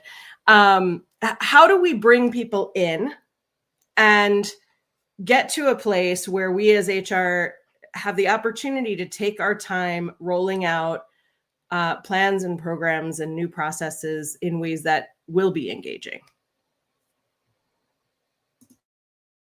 Thank you for that question. One of the ways that we found, and I have found that is working and continues to be something that we are learning from, is, first of all, we remain open to learning. I mean, we just make sure that we never stop learning, because again, you'll never get it 100%. You'll possibly need to iterate as you go along, and just make sure you integrate some of the things that you're getting as feedback, that this is working, this is not working, and not really be stuck on, this is it. The second piece is we always go back to almost like a litmus test, which is our culture. Around what is it that we actually value in this organization. And if people are really at the center of it, and our purpose is very clear, it's safeguarding dreams and aspirations of our people, of the customers, of stakeholders. So you continue to stay connected to purpose. And so everything you're doing is going to either be something that you think about, okay, what about our people? What is our people first approach? What is it? How is this change going to affect the people that are going to live with this change, even before you implement it? And then, of course, there's a whole awareness piece, because you cannot over-communicate. I think there's no such thing as over-communicating in HR. I think you have to keep having conversations and keeping that open, because what we found is that when you communicate to the employees about what's that about, you get feedback. The feedback loops are so important, because there is always different perspectives. And how do you bring people along if they don't feel safe to be able to say, okay, this is my concern, I will get to live with this change. How do I continue to trust that you actually have the best at heart for me? Then the other thing is just making sure that we maintain the human in the loop, so just making sure that, first of all, people are clear that technology is actually complementing your roles, and there's nothing around, we are going to have a whole reorganization and people are going to be let go. I think those are the things that really create distrust and a lot of discomfort in organizations if you don't keep the human in the loop, so that you're constantly thinking about the person who is going to live with this change. Do they really know what it is? We've been lucky, I think, that we've also had a very supportive top leadership. So they speak about it, they amplify it a lot, because they're very much at the front of, let's look at AI. Let's see what works for us. Let's have this team try. Is it working for you guys? Can we have some immersive experiences in that area? So it's really about being open to the fact that you will find things that are useful, but at the same time, you should be also ready to say, this is not useful for us. I mean, let's figure out something else that will help us. But just to emphasize that piece of AI and automation, we're already working with that. But we know it's a gradual rather than a big bang. And we've started with the awareness, then literacy, then we look to get into fluency at some point, of course, based on the roles of the employees in the organization. But it's a journey for sure. It is the journey. Thank you. I think one thing, if I could just add on that, I totally agree about the human in the loop. And there's an interesting kind of exercise you can do, which is intentionally try as part of HR initiatives to sort of go exactly the opposite direction, as low tech as possible. So you might run something, for instance, that's about employee suggestion, and literally people write out their suggestions by hand. Okay, so if they're remote, they might scan them and send them in. But there's something like very intentionally about adding that in and boiling things back to its basics that I think is powerful also as part of that. And I think just the last thing is, as you were saying about values, and it sounds like you have really excellent senior management. It's also just interesting to see, kind of what is rewarded in organizations, what gets the most praise if it's, in this kind of context. Is it that we rolled out X, or is it that we had human achievement Y? It's just an interesting thing to look at as part of, balancing these two things. And if I can add a different take on it, I think I agree with everything that everyone has said, but I think it's also a step back too. It starts with us as HR professionals. Like, how many of us are tech fluent? Not necessarily coders, but do we comprehend it? Can we tell the story? I think it's also understanding that we need to challenge and change our mindset from being process owners to seeing technology as org design and strategy.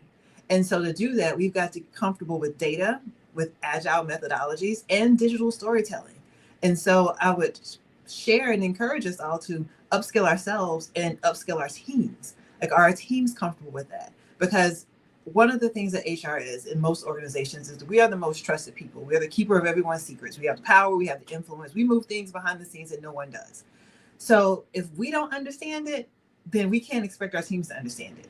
And if we don't believe it and can explain it, we can't expect our teams to do that. Because when they have questions, they're going to come to us. So I think it's an and. I think everything that Carl and Evelyn said was amazing, and I 100% agree with it. But I would just also encourage us to put our own oxygen mask on first and make sure that we are seeing this as a part of org design and strategy, and that we're able to speak to it and tell the story just as comfortable as our IT teams, because our teams, when they have questions about it, they're coming to us first. And so if we can herald the message well, it just makes it that much more adaptable across our organizations. Yeah. One of the main reasons HR technology projects fail is because of bad change management, right? And that is, you're not taking into account people, which is the real asset in all of these transformations. So what I would say is that when we start that technology transformation or digital transformation project in HR, first we should start to ask and explain the why. Why are we doing this? To engage our employees, engage our community, and explain the reason why we're doing that. Second, it should be also a co-creation exercise. Engage our employees in co-creating the solution, in co-creating the environment in which this solution is going to happen. And the third one, as it was mentioned, is education. We need to upskill, reskill our teams in order to take advantage of what's coming with all these new technologies. They will be starting to lose fear from AI, automation, data, because data, again, it's a big asset. If we don't have good data, then none of these transformations will happen correctly, right? So I would say those are the three main areas. So explain the why, educate our people, and make them co-create all of these experiences, and that will certainly help in the deployment of a new solution, new technology solution within HR. I will add a different lens to your question, Lauren, because we're also talking about how to not overwhelm them. And I'm thinking about two things. The first one is to provide a map, and the second one to allow detox, digital detox. What do I mean by that? And one comment was saying this: companies now have hundreds, if not thousands, of tools that are used by portion of the employees or everyone. So in a way, even if the change management was amazing on one by one, you can be completely lost. And providing a map is my way to say, how do we give clarity on what exists in the organization? One way to do it is to really write a kind of map, is what exists for what purpose. That's available to employees, and it's you justify the why, as Salvador was saying, for each one. So you create a kind of a connection between them, and you can design it through the employee experience. From before joining, what are the tools you will use, and every step in your employee's journey, work-related, career-related, if it's HR tools, but it could be also on business tools. How do you draft this clearly? And I have seen drafted in many organizations, and it makes a lot of sense. Also, another way to provide this map is maybe to not have all tools visible to employees. It's by, for example, having one portal, one centralization where everything is connected to your HRIS or any other tool in the organization. And for employees, it's not transparent that there are so many. They see one and they can work from this to obtain what they want. So there are ways to simplify the really complex setup we have.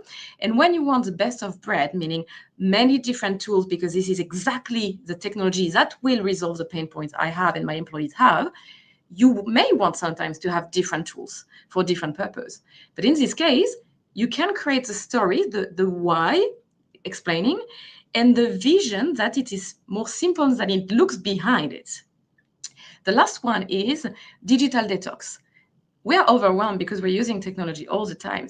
So clarifying this to employees that you do not expect them to spend 100% of their day, 8 hours or more on the computer doing only this, makes also something really critical. Define your culture. Do you have a digital culture first or people culture first? If you explain, okay, you have the right at some moments to really have your interaction with the people and not use the tool, or just take a breath when you're using it, I think this also will help people to have a bit more distance to the usage you're doing and understand, am I also using it correctly for the right reason? Or am I just overwhelmed and I'm just jumping into the pool without knowing why? Wonderful input. Thank you so much. And I loved that all of you had a bit of a different take on the question, and what a rich conversation that has led us to. Let's get really practical in our last few minutes here. So we've done a lot of talking about sort of the broad scope of the what and how. For the HR professionals who are watching now or watching the replay, let's get really practical. If this is my first time coming into the room thinking about engagement through the digital lens, and I have not done any work on that, and we just have used a payroll system and everything else is written on Post-it notes. Where do I begin in educating myself and researching to even figure out what the organization I work with might need? So it sounds like a weird and proposition, and I know it's not practical, but in an ideal world for an HR professional joining a team, I would have them go work for a couple of months in a startup, in any startup, because I think the number of things that you confront in terms of needing to be ultra focused on your customers or ultimately what they're going to be doing with employees is there. But to me, one of the most primary things you learn in a startup is that you don't want to be making mistakes that other people have already made that you can learn from, right? You want to be making your own unique mistakes, if you want to think about it that way.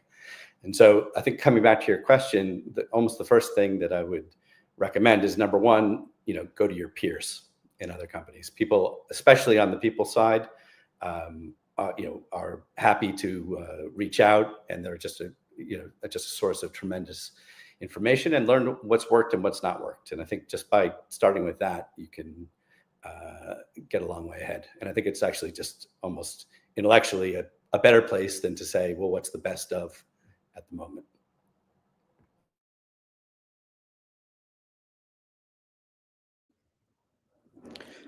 Yeah, and I will also say, and thank you, Carl, I think those are great points. We're trying to understand what technology we have available today. We have to understand first, as I said earlier, what are the real pain points that we are trying to solve from our employees? Because, for example, one of the most popular technologies right now for HR is to create virtual assistants, right? And using this agentic concept of AI. but we try to understand what is the need we're trying to solve. If we have employees using, tens of different HR applications, and we want to provide a single point of entry for those applications, then we are trying to solve a real business problem, right? If the company only uses one HR system, and then on top of that, we try to put an AI assistant, then there's no point, because we're just duplicating and making it more difficult for the employee. So again, it's really trying to understand if we're truly going to drive simplification, efficiency, productivity, and also trying to have our own HR people move to higher added value roles by deploying this technology, whether it's more automation, more Gen AI in the Q&A answering for questions for employees. So if we're trying to, and if we're solving a real business need, if we are trying to touch the real points, then technology will flourish. And the outcomes of using technology will prevail. Our ROIs that we need to show, more efficiencies, in some cases, more productivity for our managers, our employees, then technology will justify itself. But again, we need to start understanding, why are we using the technology for? I would say also to add about this, is this is really where to start. And we want this to be human-centric. Ask the employees where to start. I think that's the easiest answer in a way. So how to do that? Feedback form on something specific where you already think there are some pain points here, and check, is this a real priority for them? Sentiment analysis, if you have regular pulse surveys, comments, try to analyze where there are more issues, maybe in one team and the other, and maybe identify that this is your priority. But clearly, if you want to make sure you are answering a real issue, ask the people who are living with it. I 100% agree with everything everyone said, but I would also offer that we have a gracious fact that HR is not a job you do alone. So going back to what Carl says, there's also mentors and sponsors and networks. Because if I was a new HR who had to figure out how to start, and I did, Carl, I worked at a startup at one point. The question was, after I acknowledged how overwhelmed I was, it then became, I need to know enough to inspect what I expect. I got all the data.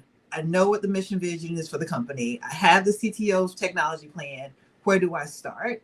And it becomes, what do I need to know? What do I as the HR person need to know, and what does that look like? So do I need to go back to school and take a class? Do I need to call a mentor or a sponsor? Do I need to find out free learning? Or do I just need to jump in and use it myself and get ChatGPT or Atlas or Claude and say, hey, give me a plan to learn in 7 days what I need to do? I think sometimes we get so focused on what the organization wants and getting to the organizational result of everything that we forget that as HR professionals, we need to be prepared to even try to move the result forward. Often we do things at the expense of ourselves, and it shows when change management doesn't always adapt to the culture. So that's the piece that I would say is, if you're new, acknowledge that you're overwhelmed. Acknowledge that it's a lot. And also be okay with failing forward. Acknowledge that you may not get it right the first time. But that's when you pick up the phone and you phone a friend, you get a mentor, you get a sponsor, you work through those pieces, you self-educate and upskill yourself. Because it's not an and or, it's an and. Because you still have to get results for the business, and you still got to get the people on board, and the change management still has to happen. But none of it makes it to the end of the finish line if you're exhausted, can't inspect what you expect, and you don't know what to do. So I think it's acknowledging the fact that you don't know, and then going through all the necessary steps to get yourself to the place where you need to know enough to be dangerous. You can never be a subject matter expert, especially if you've inherited it, or if you're in a startup where you have two things that you're only good at, which is being fluid and nimble, because it's a startup. You have to be able to do those things and say, okay, I got to put my oxygen mask on. I got to run too. We all got to run fast. But these are the 10 things I need to know. Because oftentimes HR, sometimes because we are keepers of the culture, we get so involved in the nuances that we really forget that there's other things we need to be doing too, because we're so wanting to get this technology off the ground. It will get there, but it can't get there without you. So taking that brief break to say, hey, this is what I need to do, and this is what it looks like, is critical to any success of everything we talked about today. Well, I think one of the things that, especially as a HR practitioner, one of the things that my team and I work on constantly is how do we continue to learn even from our employees or from the business? So we have a very strong leaning around you need to spend time in the business. You need to spend time with the people who actually are either they're serving the customers or they are the ones in the operation space. So you actually get to know what the pain points are, and a lot of information, data points come from that. The other thing that we do spend a lot of time doing are the surveys, so your engagement and culture surveys already tell you where the pain points are. For example, this last year, we have had feedback around just employees saying, you need to enable us to deliver better. So that means that we have to go and unpack that and actually say, what exactly do you need for you to be able to deliver better and to actually spend time on more value-adding roles rather than these mundane tasks, so repetitive tasks. So we also let the HR people actually start to try out those things, because you cannot be in isolation. If your business is going ahead in robotics, you must be also aware, okay, what's going on in this robotic space? You can't be the person who is wondering, okay, so how is that going to change my people model in this area? How are we going to have mobility of staff that are already now doing other roles and they need to experience something different? So in terms of the HR space, I think it's very important, and I think someone said it earlier, that we have to take the step to be able to really be intentional and very deliberate around learning and always staying in that space where you are open to learning new things. Secondly, the fundamentals of HR. I think this is where a number of people get it wrong, because you're not really thinking about best practices in HR. You're not thinking about what are the fundamentals of HR. So even when you come to digitize, or you want to do something in automation, there are still some things that still have to play out based on the fundamentals. And how do you make sure that you have a proper understanding of those things, even as you leap forward into tech or into digital spaces or into digital tools? So I would say it's really on us as HR people to make sure that we are not asking people to go where we haven't been or where we are unwilling to go with them. So thank you. Evelyn, thank you so much. And I'm sorry to just interrupt you a little bit. We are over our time. This has been such an amazing discussion with incredible comments from our audience. Panelists, thank you for such a rich discussion, and we will see you on the next one. Take care. Thank you. Thank you Thank all. you.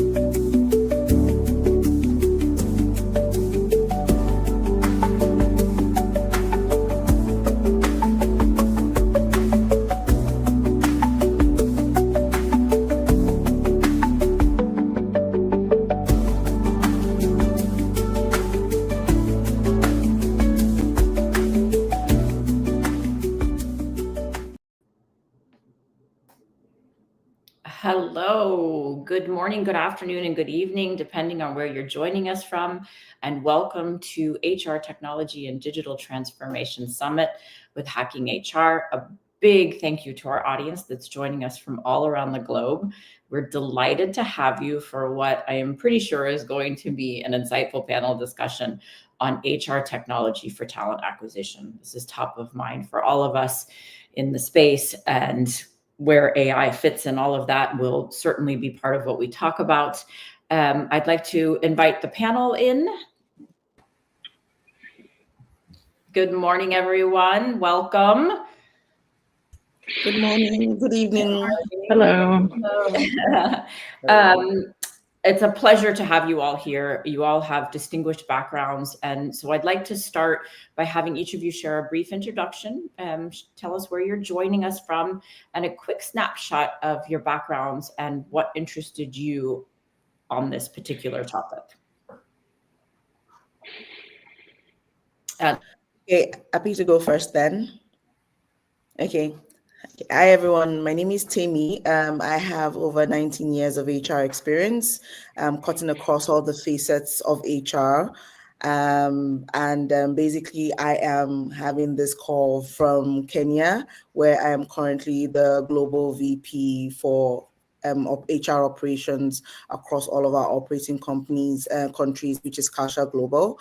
At Kasha Global, we pretty much provide confidential access to our customers with a focus on women to be able to purchase pharmaceuticals and FMCG products, as well as also offering Pharma Giant enterprise business service deals. So that is sort of me in a nutshell. In terms of this topic, I think I've always been, talent acquisition is my first love when I stepped into HR, because I initially started as a facilities manager.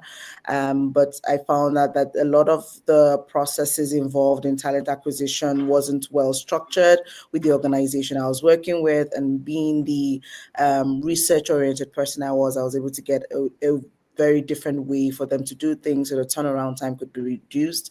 And that pretty much is what introduced me to talent acquisition. And that's why I was interested in this, because it sheds light on where we used to be in talent acquisition and where we are today with regards to talent acquisition. Thank you, and nice to be here.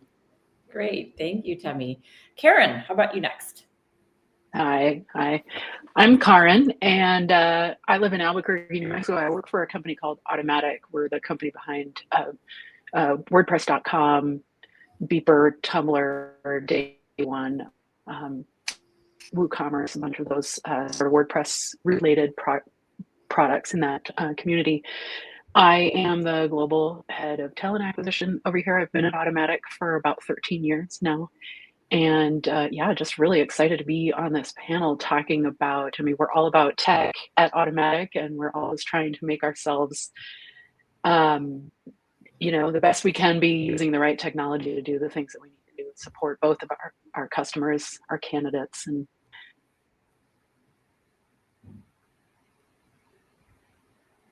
Oh, Karen, you froze there for a moment. Oh, did I? Karen, yep. Did you hear all that? I think I might be having internet problems. I think we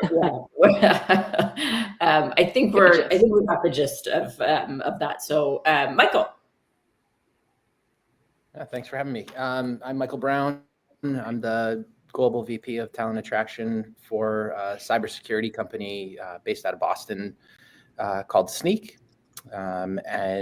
We build a developer tool that helps software engineers write their code more securely, so that we stop issues before they even make them out into the world. I've been in and around the HR and TA space, predominantly the TA space, for well over 20 years. Similar to Temi, TA is like my natural, it's my baby. It's where I come back to. It's where I index, even if I'm talking, people related topics. Super psyched to talk about TA technology, HR technology. I'm a nerd at heart when it comes to it. So happy to really get into it and dive into some tactical ways to move the needle. Great. Thank you. Welcome. Leila. So I'll go next. So hi, everyone. I'm Leila from Tbilisi, Georgia. I'm I'm in HR more than 15 years, and in existing present time, I work in one of the biggest banks in Georgia, TBC Bank, which operates not only on the Georgian market, but on other markets as well. So in our company, I'm covering talent acquisition, workforce planning, and employer branding related projects. And actually, I'm really excited to be here because even today, I'm working on the implementation of AI in recruitment. So really keen of hearing lots of experience that you have, guys. And if I have any, I would really be happy to share. So thank you for having me here. Great, thank you. Welcome. Cindy. First off, thank you for having me. Secondly, my name is Cindy. I am in California, and I've been doing HR for over 20 years, every aspect of it. So obviously TA is a big part of that. Big part of the reason why this topic interests me is just, we have so many different evolving portions of it, and things that we have tried and hasn't worked, or things that have been successful, and want to get to share and want to get to learn as well. Great, thank you. Welcome.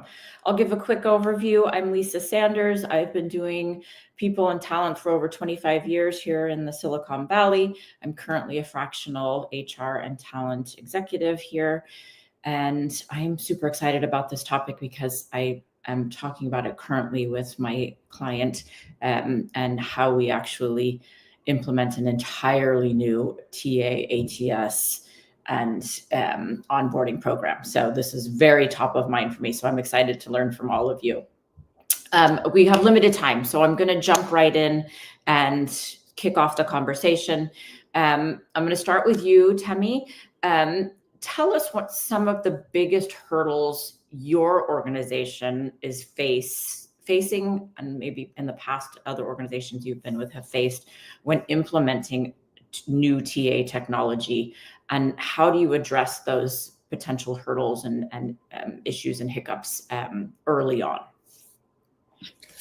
Thanks, Lisa. I think one of the biggest hurdles, first of all, is the fact that you're trying to make them do things in a different way than they're used to, moving them from a manual platform to one that is technology driven. And as we know, except for a few, a lot of people are averse to anything that has to do with technology, requiring a lot of inputs, navigating UIs, and especially when the UI isn't attractive to them, or they don't understand it, or they're coming from a place where they are not used to that.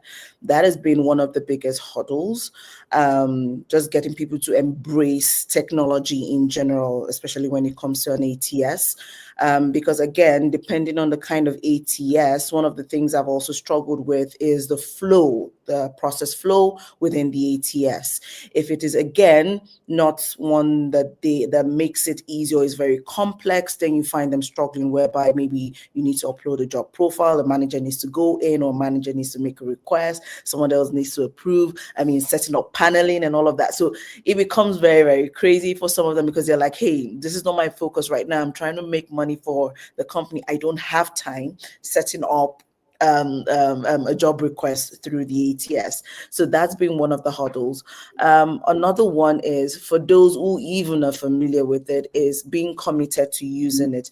People still always go back to sending an email to say, hey, I have this job request. Can the TA team start to process that request? And then shying away again from the use of technology, because they feel like an email is easier. We converse via email. Why do I need to log into a different system entirely just to get a process going, which would take time to fill out, when I can just tell you, hey, I need a full stack engineer and I want him based in this country, and move on. So I think that, again, is that consistency in using an ATS has also been something I've come across as well. And in terms of tackling this, I'm limiting it to this two. There are a lot more, but just so that everybody has a chance to answer. In terms of tackling this, is definitely ensuring that there is one a proper sit down with either the provider, the service provider for the application applicant tracking system. I tend to find that some of these issues happen because you take something that is already on the shelf and then implement rather than what would be best fit, not best practice, but best fit for the organization in terms of how quick they want things to move. Some people want 2 interview paneling, don't want like the entire long process. So finding a provider who has a flexible system to take into account or consideration what it is that we need and how we need it to be and flow is one thing that helped in the past to correct this challenge of people wanting to embrace technology. Then in terms of addressing the consistency with the use of the system is to say the C-suite and as well as the leadership team are aware that no job requisition gets to go into the pipeline or gets approved if it doesn't come through the ATS, helping them to understand the need to be able to track that the data you put in there could help with predictive analysis in the future or help with pulling CVs or referrals that we get. So doing a proper walkthrough with the team and ensuring that this gets cascaded down really helped to ensure that they had a good understanding of why we're trying to introduce it, not just for the fanciness of having a new software, but helping them to understand what we could benefit from having all of this centralized within the system and the best way we can use this information, not just at that particular point in time, but also in the future, like tracking ratings and stuff like that. I don't want to go on too long, but I know we don't have much time. Thank you. Yeah. You hit on a point that actually came up yesterday when I was doing a demo with one of the ATS companies, and it was customization, right?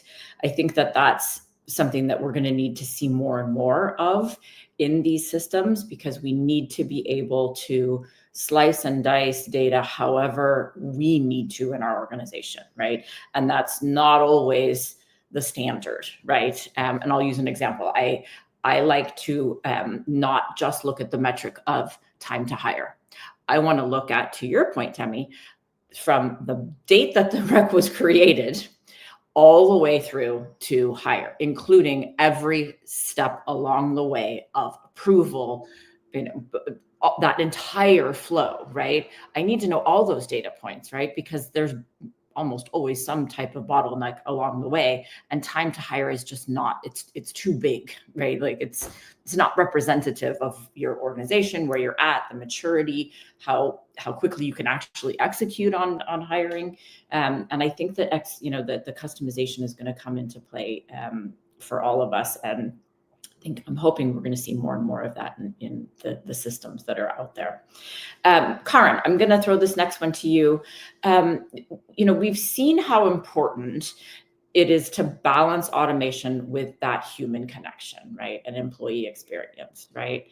What strategies have you seen that are super effective in your years of experience in identifying that recruitment, the touch points where it really benefits the human interaction versus what can be automated without sacrificing that experience, right? We are, employee experience is still top of mind for all of us, and it especially with systems. And to Temi's point, you can't roll out a bunch of systems because change is hard and people get confused. And if they need to come to you and go, well, where do I go for this now? I don't know, I'm confused.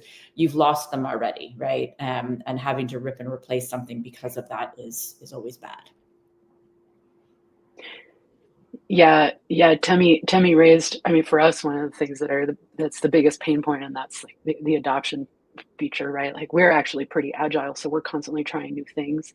We have the flexibility to be able to try a lot of things all the time. So getting that adoption to sort of make sure we're picking the right things. But yeah, to your question, when I'm thinking about right now, everything for us is about trying to release the team from repetitive processes like application reviews, interview scheduling, things that are important, we have to do, but does a person need to do it? Or is there another way, right? And in that, preserving all of the human touch points, the decision points, those moments of high value right? Those things that are really meaningful, those moments that are really meaningful. So when we're looking at what kind of technology we're going to implement, we're basically looking at the candidate and employee journey, right? Like not just the candidates, but also the recruiters and anybody who touches things on our side. And like what moment requires, in what moment is it necessary to build trust, or what moments require nuanced judgment, right? An AI tool can't do nuance.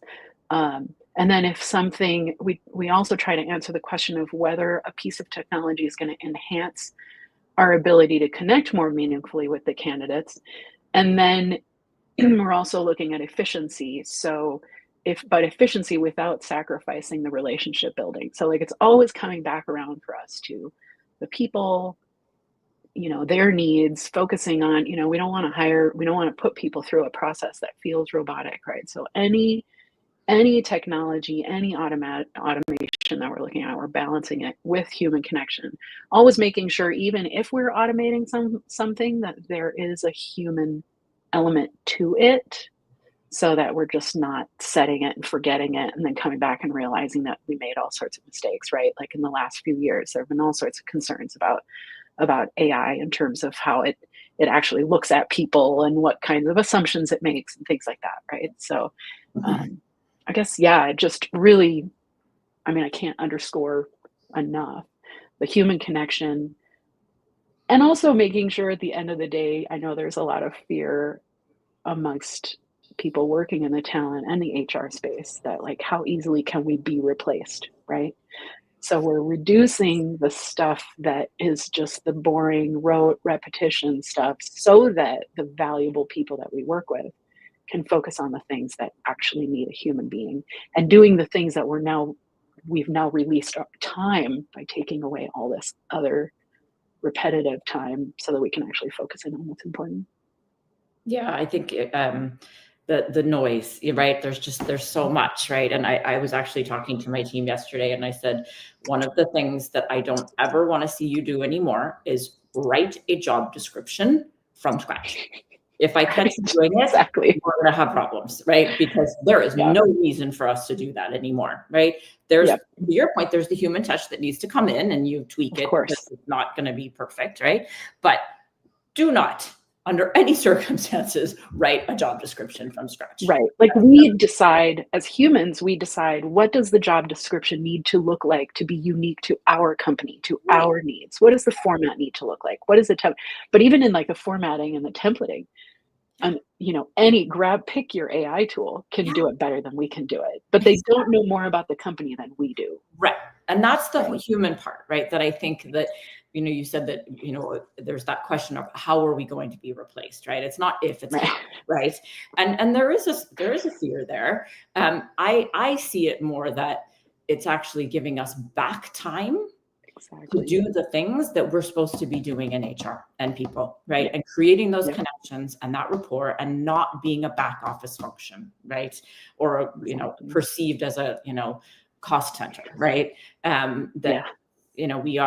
We should be talking to our humans, right? And connecting with them. That's where employee experience starts, in my opinion, right? It starts with us, right? And making sure that we're providing that. So I love that. Michael, I'm going to throw this next question to you, and I'm going to give you a little bit of a curveball. How do you think that technology can help to improve that candidate experience, right? Without sacrificing, the personalization, right? And the human connection. And where do you think that a mobile first approach will either hurt that or enhance that? Well, I think in general, I'll start with the latter and then go to the beginning, the former. I think the mobile first approach is needed across the board. I don't know any person at this point in my life that's not tethered to one of these things and either reviewing, doing part of their job, having fun with, just constantly on mobile device. And so being able to optimize, job descriptions, systems, tools to be able to be viewed from your mobile is the way to go. I mean, and quite frankly, people are more mobile than they ever have been, especially post-COVID, where there's so many more remote and hybrid work environments that are happening, and so people are kind of kind of shifting more and more towards being a true agent than tethered to a desk. And so I think mobile first becomes the name of the game. Utilizing the technology, and thinking mobile first, when doing so, are the tools optimized for mobile, and some cases they tend to be, in some cases not.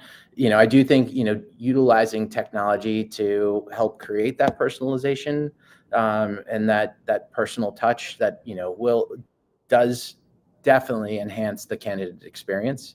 And there's lots and lots of different touch points. I think, to your point, Lisa, and to Karen's points before, it's all about the moments that matter. It's the opportunities that, allow us to get closer to the candidate, to understand, the data, to dig into the, even just on the data side, to dig into the biases and understand, what is showing up in the data. And then that allows us to make more efficient calls, within, and more efficient, hires. But I think about some of the places like in that workflow, in that journey, that, technology can really come in and make some big changes. Specifically, you called this out earlier, but AI-based scheduling, not only, can it be a really efficient tool for the candidate, but can be really efficient for the recruiter as well as the business. Just even the interviewers, we're focused heavily on self-service at Snyk, manager self-service, interviewer self-service.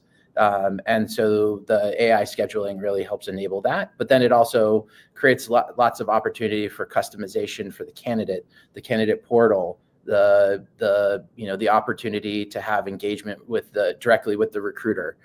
So there's a lot of opportunity for personalization there. We see it happening, with lots and lots of candidate outreach.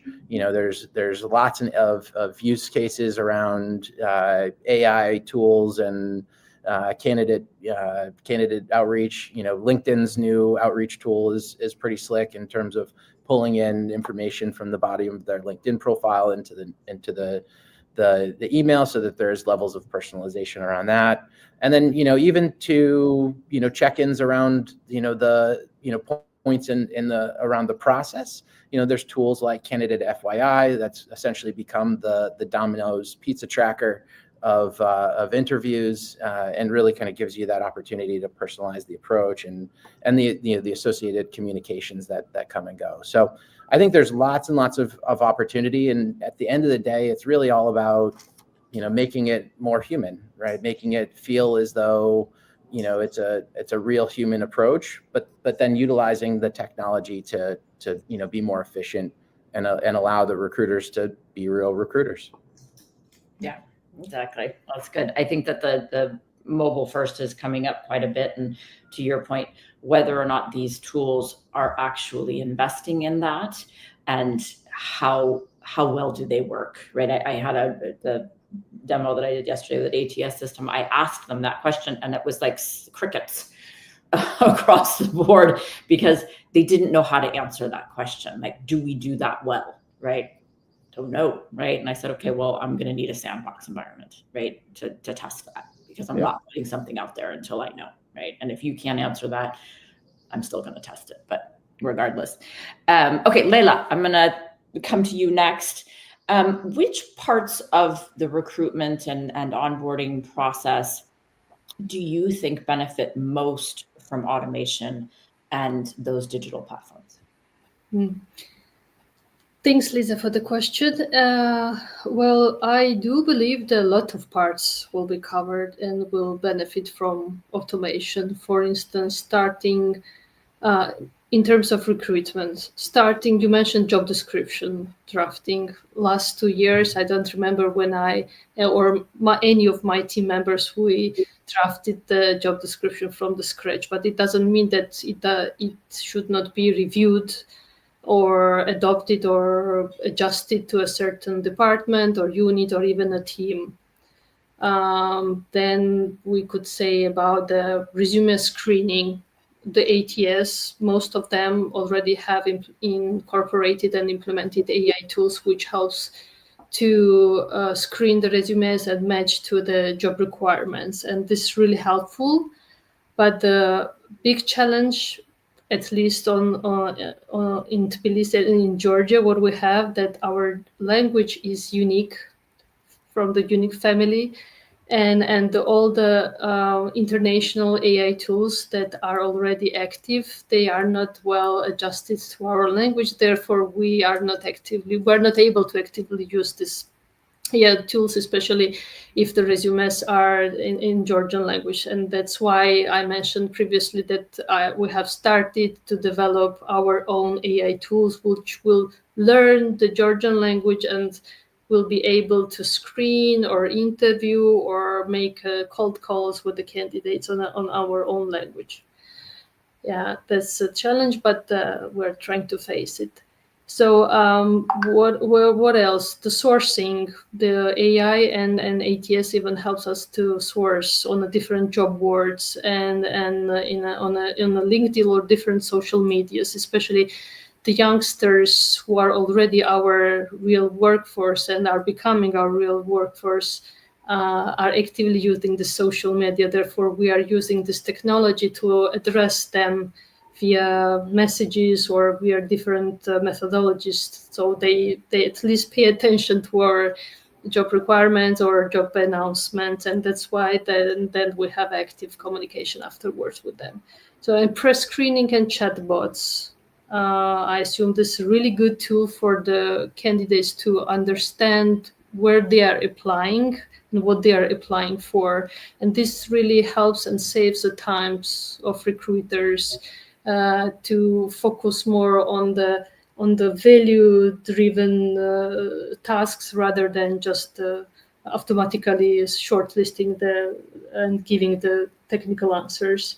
Interview scheduling, I do believe that everyone knows how it's complicated to adjust the calendar of the candidate, of the hiring manager, of the stakeholder, of the third party. So that's really complicated. And this AI and automation really helps a lot. Video interviews, I have not experienced myself, but I do know that, and I have seen a lot of examples how AI can already conduct the first screening interview, video interview, and give the background and data of the candidate, even based off the NLP technologies. I'm really excited to see it once and experience personally, but I don't have the experience myself in that one. In terms of then onboarding, I mean, technology is helping us in the documentations, turnaround, and sending all the flows that are necessary to the candidates, training and orientation processes which are already set up in advance. So we don't need to push in on a daily basis. Now you have to send an email. Have you received the email? Did you do that work? Have you done this checklist? So all the burdens are somehow taken away from us. So I do see a lot of benefit. And you mentioned before that what about the humans and what about the replacement? I don't see in that way. I mean, we need to adjust to this environment where we live now. AI or technology is already here, and we need to adopt this environment and use our most humanized and emotional intelligence or any other skills that we have that makes a human use more powerfully than we used to use it before that. So thank you for this question. Great. Thank you, Leila. That's some really good points there. Cindy, I'm going to come to you next, and we're going to start talking about KPIs and OKRs. How do we measure this, right? Because that's, what we're held to. And I talked a little bit about that in the beginning. But how do you think we should be approaching that measurement of success for any tech adoption, I think, across organizations, but particularly to the tech stack in HR. So, I mean, I think it's a little bit of a challenge, and I think, depending on the type of industry that your company is, I think that's what determines what the big challenge is, right? So, perfect example, manufacturing, production workers, it's like this, right? You don't struggle. That's like your easiest one to fill, right? But once you're getting into those higher end roles that are more, mature, more skilled, more executive type of roles, right? Those are a little bit harder to find, just because of the fact that, in some cases, based on your industry, they're so particular, right? So I, in my perspective, we should be have a balance, in the sense of, because we have done the dime a dozen roles, and we're still taking the time to recruit. We're still taking the time to fill those, right? So we shouldn't get discredited or not credited for those, and then also add the harder roles in there, so that there's actually more of a balance, and that it's a more true, completion or of a KPI. One of the things, because currently I'm actually working in manufacturing, so those are, part of what I'm saying is exactly coming from there, because currently in our KPIs, my production staff doesn't even get measured. So I can fill 20 different roles in production, and not one counts.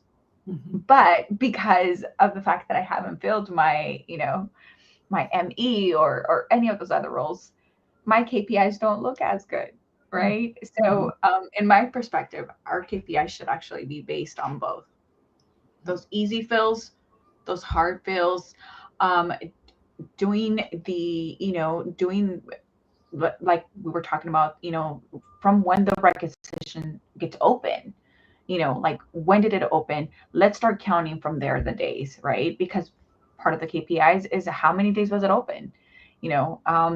Getting the average from those. And again, I think it should be across the board. It should be to where it's measured, not just, the high ones, but also the lower end ones. I also, so it would be, I agree from like what Temi was saying, that, from the very, very start, right? When the requisition was open.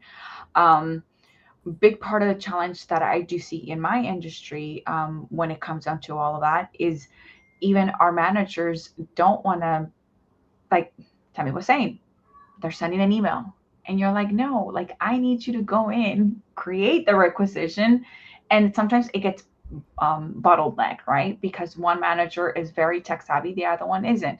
And again, it all really comes from the industries that you are in, the different dynamics of the skill sets that you have within your organization.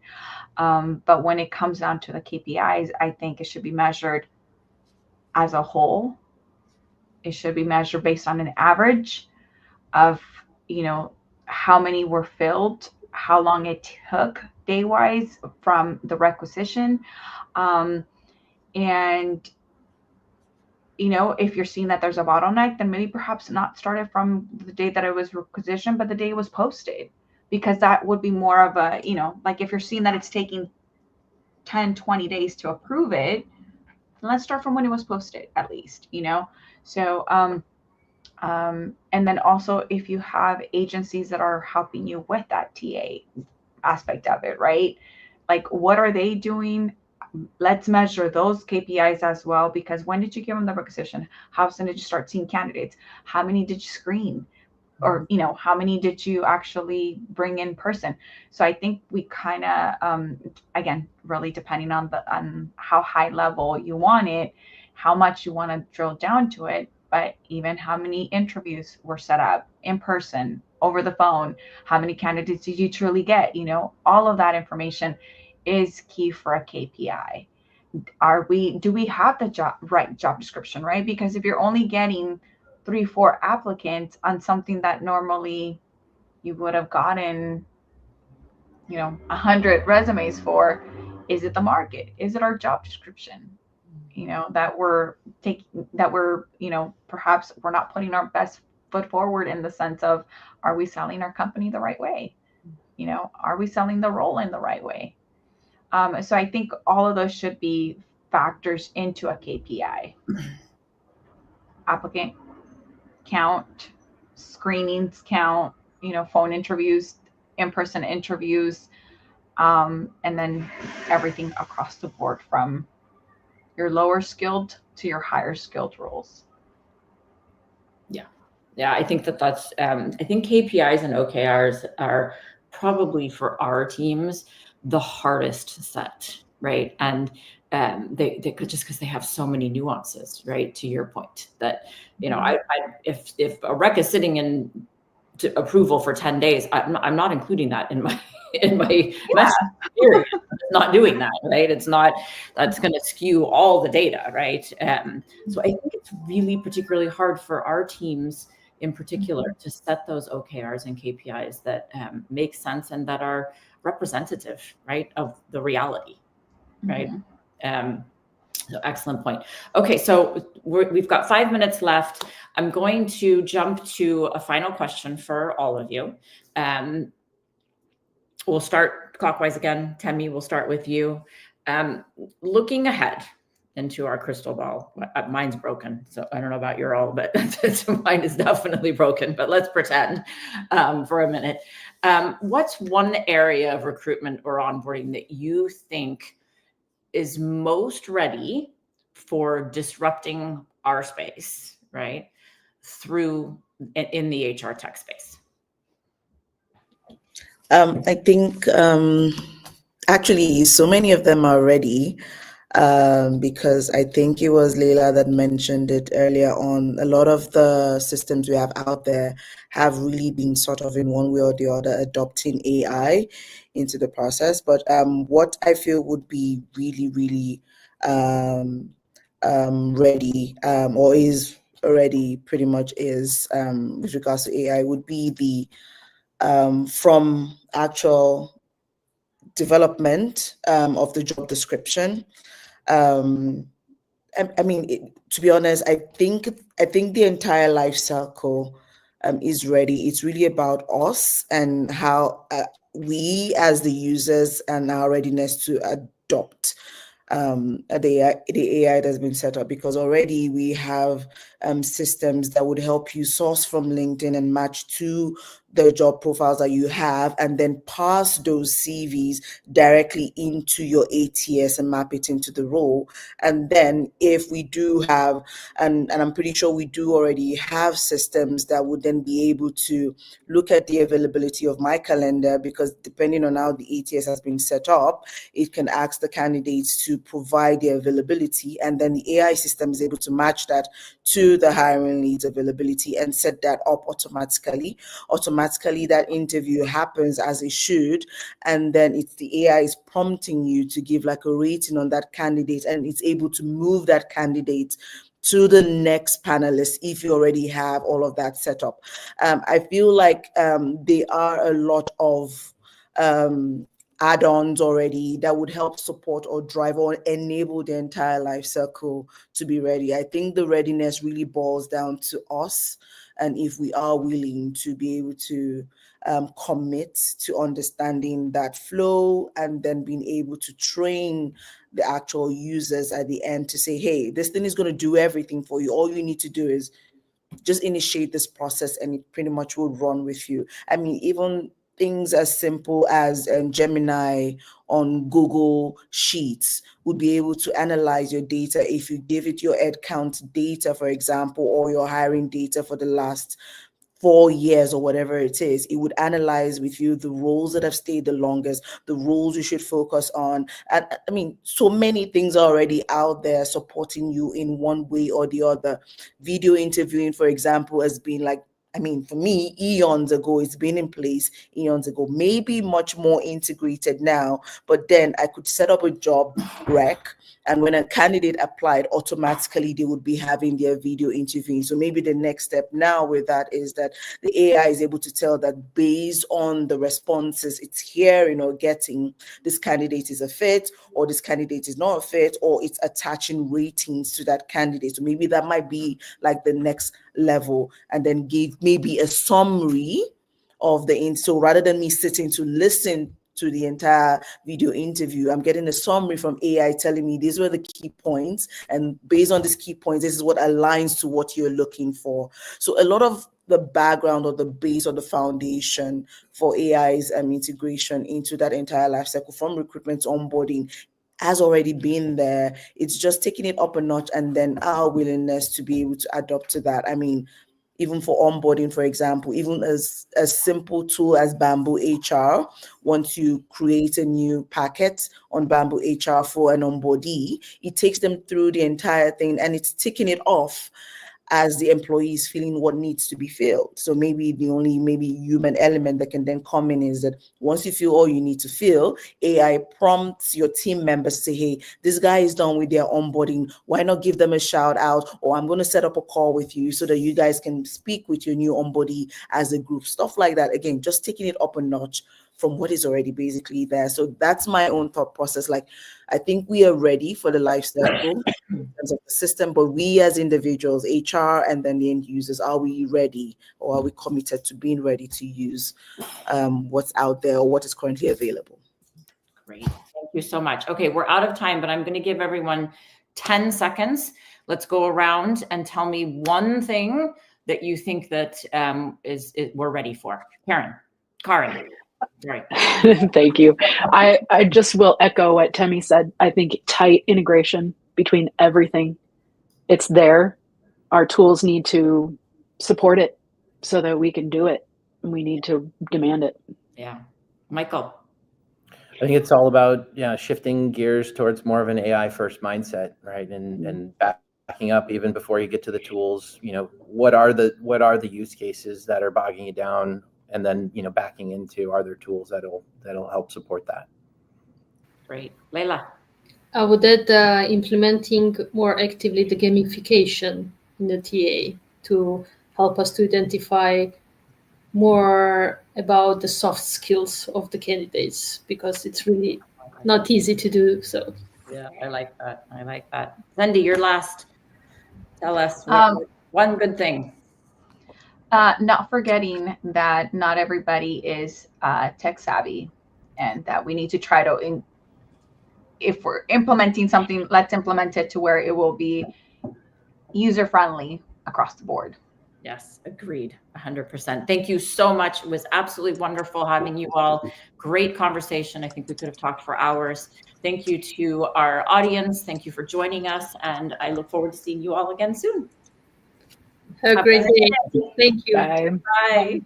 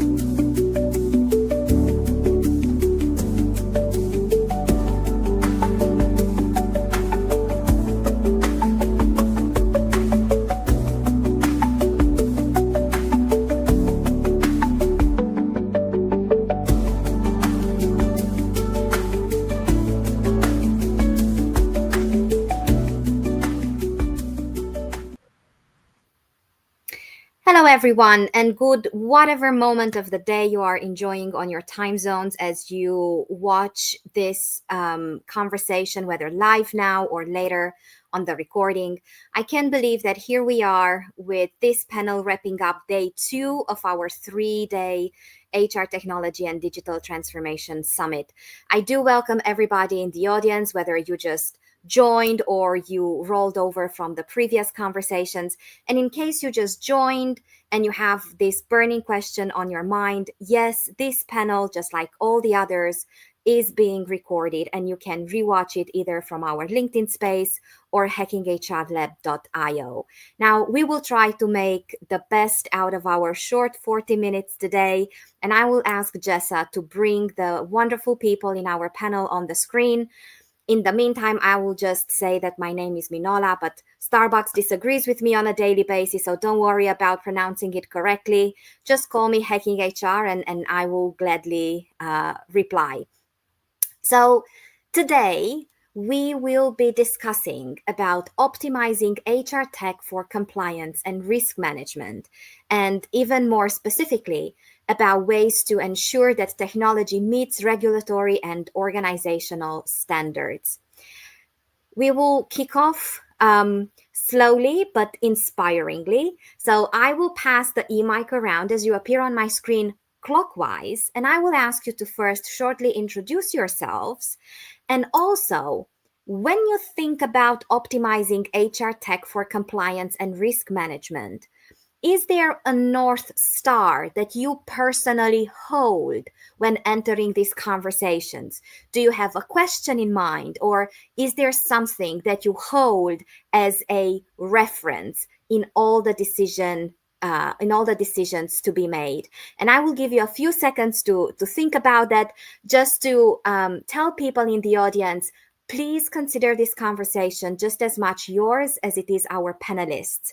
So answer all the questions that we are bringing into the conversation. And this is such a great way to help the community learn from each other. So use the chat generously. Now, Books, you will be our pioneer for today. Just shortly introduce yourself and what is your North Star when entering conversations on optimizing HR tech for compliance and risk management? Hi, Minola. Can you all hear me? Can you see me? Yes. Perfect. Okay. And welcome to all the rest of the panelists today. HR transformation is at the heart of what I do. And it's interesting, to have my name as the first one. Sorry, I'm laughing. I have led HR transformation across various multinational organizations, across several countries and various regions. For me, I believe, it's the candidates as well as the employees. So when you look at, HR transformation, as you look at risk and compliance, the focus would be, what is the experience that they're going to be getting? It's not so much so, the technology itself. It is what the technology is enabled to do and what it enables, employees and the organization, to accomplish. And it's interesting that you mentioned this, Minola, because HR tech itself is not necessarily about compliance. And if you look at HR itself, we're not like the police, in any shape and form, but it can be a strategic enabler, to an organization. It helps you migrate business risks, and it also shapes decision making. And I look forward to working and talking to a few of my colleagues today, more about that. Thank you. Thank you so very much. I see that we are reconfigured. So let's move forward, and then we will welcome Maseret back as soon as she can make it. So Sandra, it's so good to see you on my screen. Welcome. Good afternoon. Thank you. And good afternoon to everyone. As you just mentioned, I'm Sandra Jean. I am a labor and employment attorney, as well as in-house. I perform in-house functions. I've been an attorney. I was looking at it and I was surprised. I graduated in 97. So this upcoming May will make it 28 years. And I'm like, oh, Lord, but I'm only 29. So a child prodigy for sure. I've been in HR since 2005 when I went in-house, so about 20 years. And one of the ways that I approach my North Star is always risk mitigation and regulatory compliance, was because I serve a dual function always as in-house counsel, as well as if I'm overseeing HR, then of course in implementing the systems and making sure that the systems not only serve the people as Bucola, I believe, as you just stated, but also is it doing what it's supposed to do? And all the stakeholders, whoever's supposed to be aligned with what the technology is supposed to be doing, are they satisfied that they're getting what they need to keep the company protected and mitigate the risks? And we'll talk a little bit more about what I mean in the areas, but that's my North Star, really, risk mitigation. Thank you so very much. And Tokara, good to see you and welcome to our conversation. Yeah, thank you. So Takara Cunningham, and when I think about what my North Star is when entering the HR tech and compliance space, it's really building systems that honor both the letter of the law and the spirit of people. So does it make it easier to do the right thing, or am I making it harder? And so before I build anything, before I change anything, before I buy something new, that is the first question that I always ask myself and my team. Thank you all so very much. I see that it is the four of us still, so let's move forward, and then we go agile, not fragile, and accommodate for any changes along the way. Now, you all dropped some conversation candies during your intro round, so there are many mental post-its already up here, and I will start to collect on them. And Sandra, I would ask you to offer us some more insight into how does a labor attorney look at HR tech through the lens of mitigating compliance and risk. So what is your take on this topic? My take on the we just had someone come back. Should I hold my and allow her to introduce herself, or?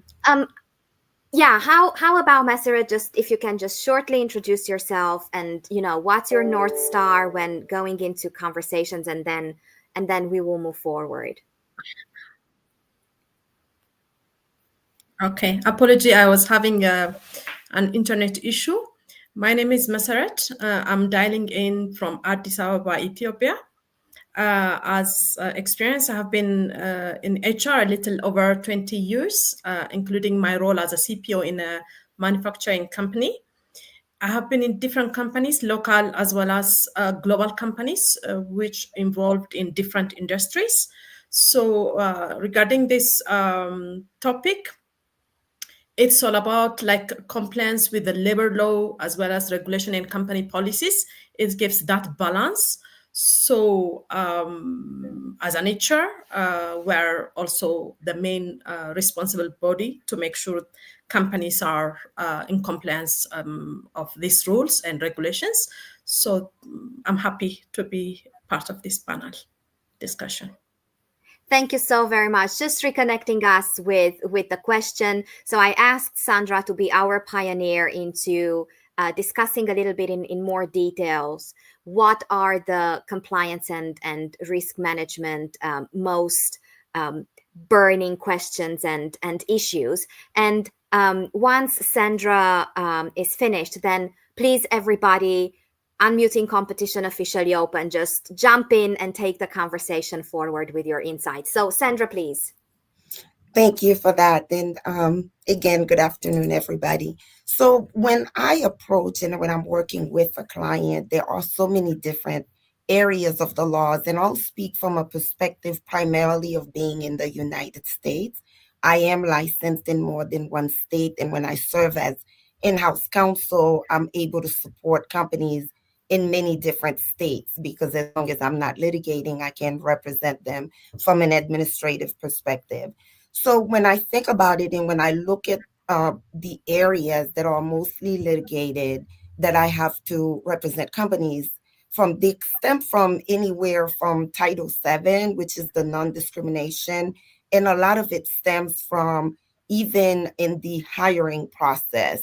When someone is applying for a job, the companies have to take into consideration that not everybody is tech savvy. They have to look at the user experience and make sure that it's in compliance with the American with Disability Act. That comes into play. There's also Fair Labor Standards Act that comes into play, again, from the US perspective in terms of record keeping. There are certain things that the Department of Labor wants every employer to ensure they're keeping track of. So I look at to see whether their HR systems are aligned with those standards and those regulatory compliance.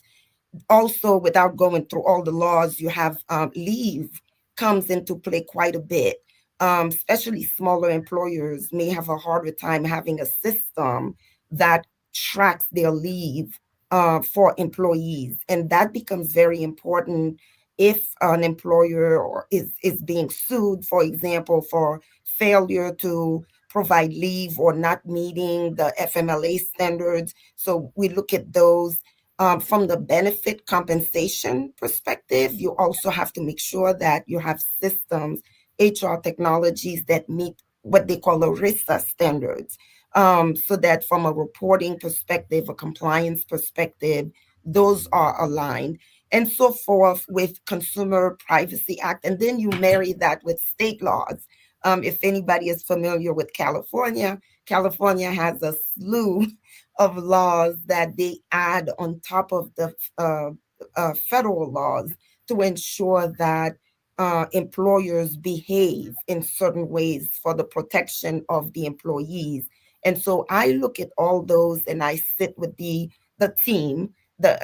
Most of the time it's an interdisciplinary team consisting of HR and operations. And if it's in healthcare, you bring in those as well, so that we can make sure that we have the technologies and that the technologies have taken into consideration those compliance requirements.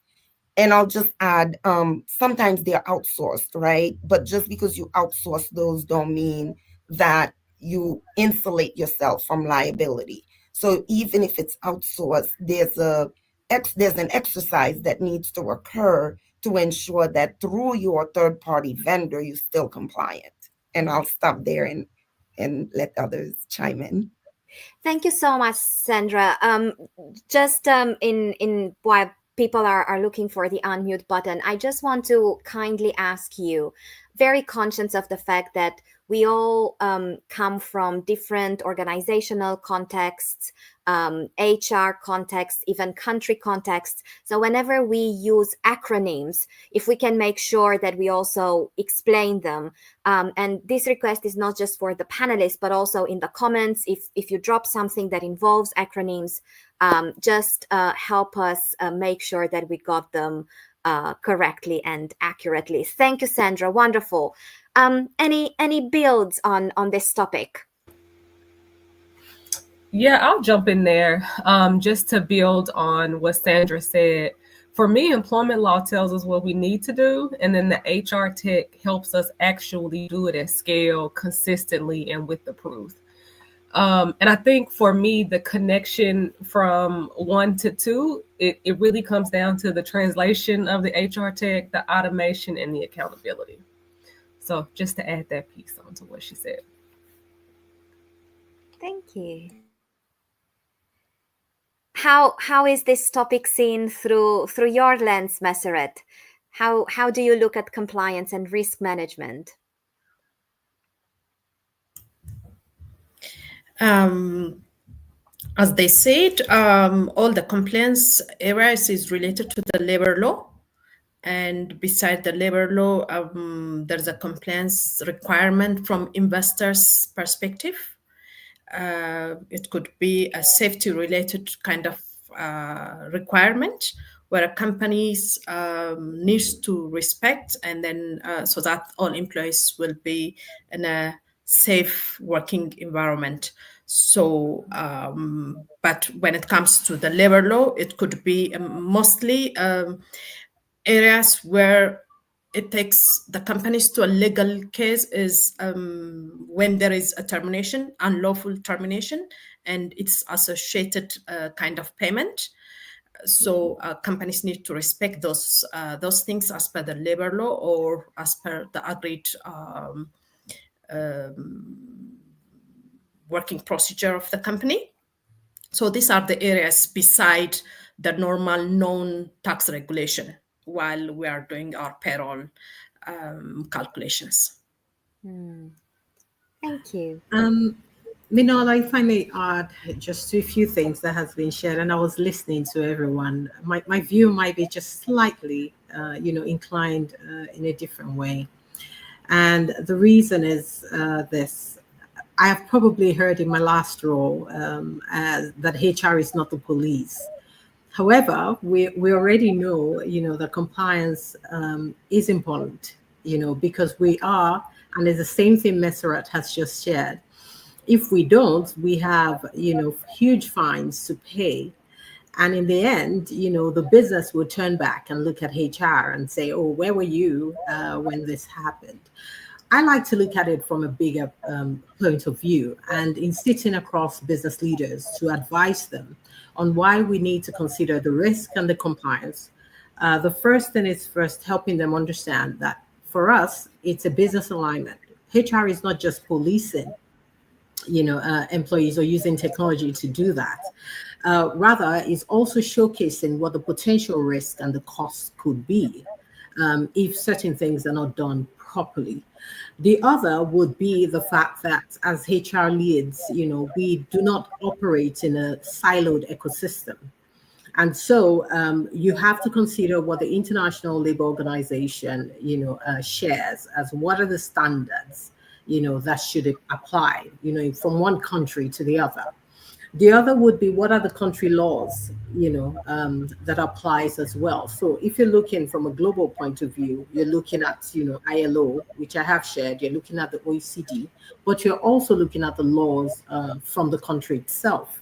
And this is crucial and important because a lot of organizations will stumble, if they do not follow the right policies. The other will sit around, delivering the company policies itself. As it might be. And Sandra had mentioned, California laws, in addition to a few. The truth is, in a few other countries, they also do have, their own specific laws that we have to follow and we must respect, as we look at, technology. As I round off this, I want to say that as we look at this topic, it's important to take a holistic view and then drill down. And it's also important to highlight to business that it is in the best interest of the organization if we run things properly and we do things right so they don't have to pay those huge fines or follow those risks. Does that make sense? Yeah. Thank you. Yeah. Thank you so very much. And the next question comes with a small disclaimer. In no way I want to reduce the world of HR tech to AI. And there is so much more to HR tech beyond AI. However, AI seems to be the star topic in many conversations around HR tech. So I would just like to take a few minutes, not the rest of the conversation in any way, but just a few minutes and talk about in an AI-driven HR, although I am more comfortable with saying in an AI touched by AI HR, what is the balance? What is that fluid dance between automation and accountability, between automation and compliance done reflex-like and automated-like, and the human touch? So where do we stand on ethics, even beyond compliance and risk management? Where do we stand on ethics when it comes to AI in the world of HR tech? And Tokara, I would invite you to go first, and everyone please jump in. Yeah, so automation or AI should enhance and not replace human judgment. And so I know that I use it on a daily basis, especially if I'm stuck on, I'm creating an email or redrafting a policy. I will run to Chat GBT and say, help me make this sound X, Y, and Z. But it doesn't replace the work that it takes me to get there. The next piece of that is how we've been able over time to implement AI-driven tools for like resume screenings. How much time that saves our talent acquisition folks having that tool available where it plucks people out for you or plucks particular skills out. But you still need the person to review the resumes, so it's not replacing the person. And then I think my last point is building in those checkpoints where we still have the human validation, especially when they affect people's livelihood. Transparency in algorithms, bias testing, and documented rationale for decisions are essential. So again, it should enhance and not replace. Great point. And in many recent conversations, one of the things that keeps popping up, around this fear of, will AI replace me, or will AI replace my role? And the answer is not AI, but people leveraging AI most meaningfully will. So thank you so very much, Tokara. Sandra, I see you unmuted. And then we said it. I just wanted to add to what Tokara said in terms of what I have is automation will increase efficiency. And I think that's what we're all saying. But the accountability still remains on the human to make sure that things are accurate and that they align with organizational standards and culture, because that is not something I feel you can delegate to a machine, or no matter how advanced they are. So I do believe that, looking at HR techs, definitely aim for the automation, aim for the efficiency. If it's tasks, they definitely can accomplish those quicker and, accurately. But the oversight should remain with the human, and making sure that we incorporate the human factor, the empathy. The HR is still the people side, if you will, of the business. That part can never be delegated, in my opinion, and separated.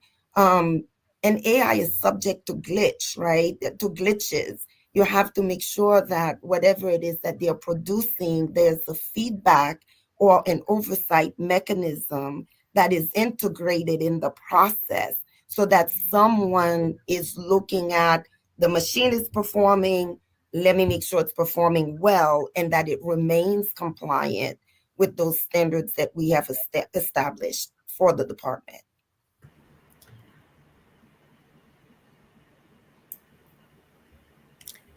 Sure, just to add on that, in this 2 days session where, as you said, we are hearing AI is there to support us, the HR professionals, when it comes to HR technology. So we can take example where we need to use AI or HR technology as an example for our performance evaluation or performance review process. But leaving that only for the technology, we might end up having like a wrong promotion or a wrong termination by just using the summary or whatever output we got from the system. Rather, as an HR, we are required to have or to add the manager's feedback so that it has a human touch and it protects the company from unnecessary legal issues. So same applies when we use it for recruitment process, as we discussed. We can use for resume screening and for different things, but we need to make sure we need to do some manual operation to minimize biases that we are seeing from the AI. So those are the points that I would like to add. Thank you. If I may just include listening to all of us today, and I agree completely on the nuances, for and Minola, you had mentioned you don't want to focus so much on AI. I was listening to the last panel session, and it spent quite some time talking about the recruitment process Meseret just mentioned a few minutes ago. And yes, it's true. The intention is that AI does not replace people. It might not do that. What it should do is that we leverage AI to do our work better. And I think Sandra has talked about effectiveness, or was it efficiency, around the AI space as well as automation. But no one has mentioned or talked about the ethics, or the humaneness, that is remaining. And that is where I think a lot of us are nervous. And the truth is this, we might not fully be able to regulate AI today. And I'm still reading about it. The verdict is still out there. But I think what is critical and important is that human oversight that we have all mentioned, today. AI eventually, at some point, someone has said through research, is going to be smarter than human. But the human still has the opportunity and the space, to be able to say, to regulate AI in the long run. So the ethics is critical, as well as the humaneness, which AI might not fully capture. Let me lead a little bit and go deeper on the recruitment process very quickly. Human touch, which you would all know, is filled with bias. There is the Harvard study, the implicit bias study, of many years back. And a bulk of it is, looking at ensuring, that people are able to recognize their biases and able to use it to ensure that they're not hiring wrongly. And in doing this, let's assume we're using another AI tool. The long and short will still be this. How do we make sure that we keep the humaneness, of AI, or we keep the humaneness of ourselves, while we use AI? Thank you.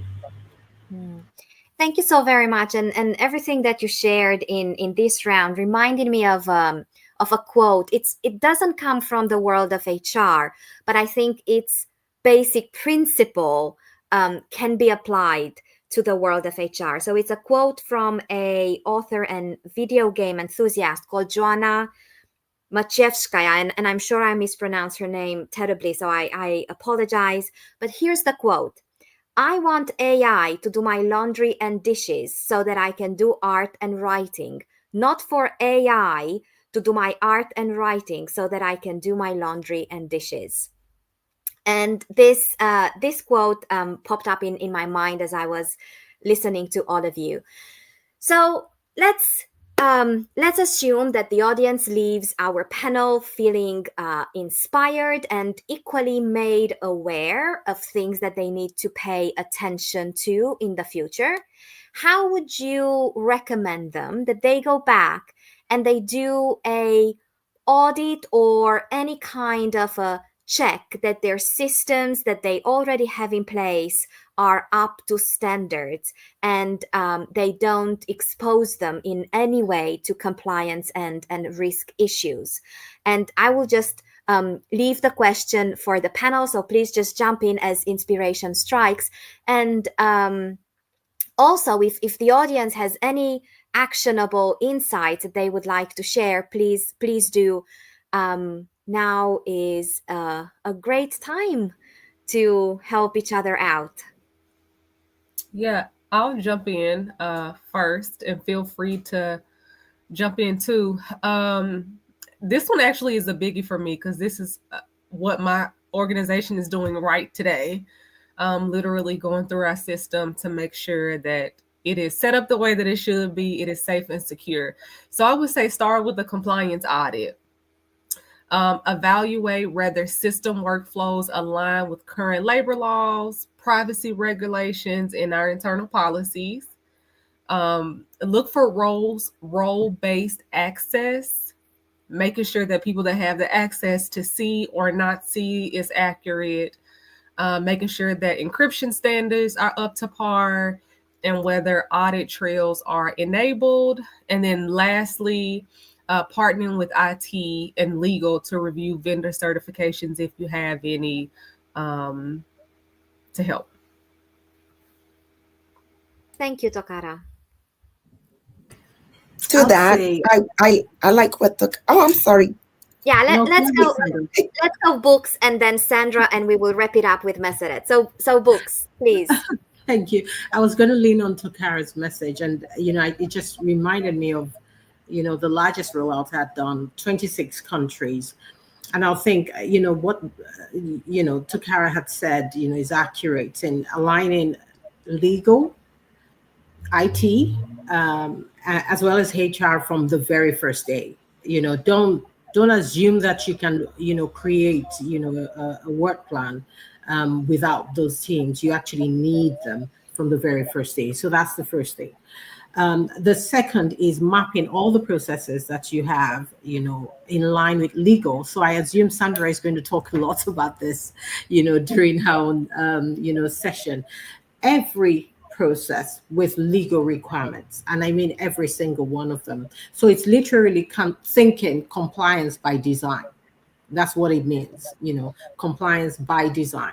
And in addition to that is regularly updating your software. So you're looking at, self-audit. So Tokara has talked about, compliance audit. You're looking at self-audit within the business units. You're looking at audits within the countries. You're looking at audits within the region. And in addition to that, you're also looking at the software, that you currently operate with, because sometimes we omit, because of the software, payroll issues, tax issues, statutory payment issues, because of how the software is regulated or set up. And then on top of that is running compliance simulations. I have failed at this once, and that's the reason why I know so much about it now. Just simulating, compliance in one way or the other. So testing payroll over time, and Meseret has talked about it. If you worked in manufacturing, you would see that, a lot, including benefits calculations, in one shape and form, so that you're matching them against the legal standards, that you have.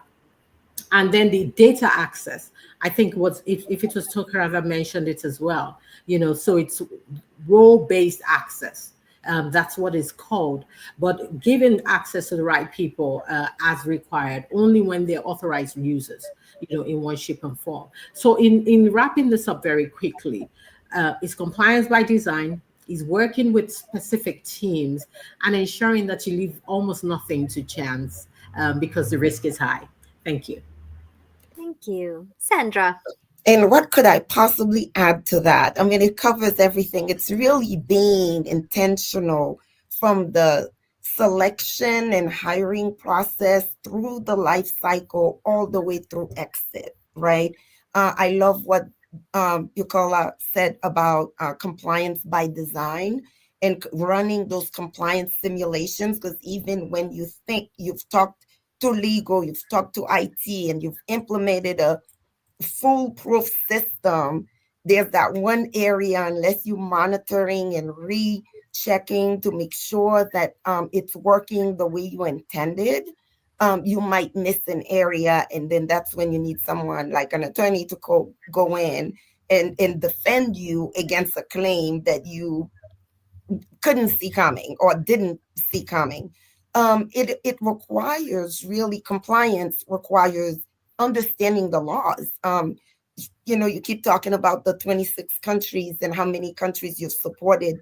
I've only operated in the US, but even keeping up with the US and the various states and the local and town laws is a handful. So I can only imagine when you working with clients from many different areas, is really getting them to slow down, that before you even implement a system, you need to understand the intricacies and work with legal counsel to understand the areas of risk. Then you get into the policies that you need to make sure that you have in place, that everybody can be educated on, and then working with IT for them to align all of these with the legal requirements and the internal policies that would encompass the culture of the company and who the company wants to be. And then even after all that implementation and everything else, going back and testing and doing the monitoring and, just making sure that handicapped people can apply, that the system is user friendly, not just for capable people, but those that are perceived to be less than capable. You want to make sure that you have an inclusive approach to the systems that you have in place for your employees and would-be employees, and all the way through exit. It could be a great compliance tools because you have built-in systems that says, hey, if you're terminating someone, ensure that you collect these items from them, depending on the role that they were in. It also can help with data privacy. I think Takara said that as well, that, how do we protect the information that we collect from our employees, and et cetera. So it's a project, but it's Just to add a final, project that if you do well in the beginning can help mitigate the risks. Thank you. Meseret, your audio is a little bit wobbly. And I don't know if it's just me, but every now and again you freeze for a few seconds. So let's see how this goes now. Can you hear us properly, Meseret? Yes, I can hear you now. Okay. Would you like to add anything? Yes, to add my point. Yeah.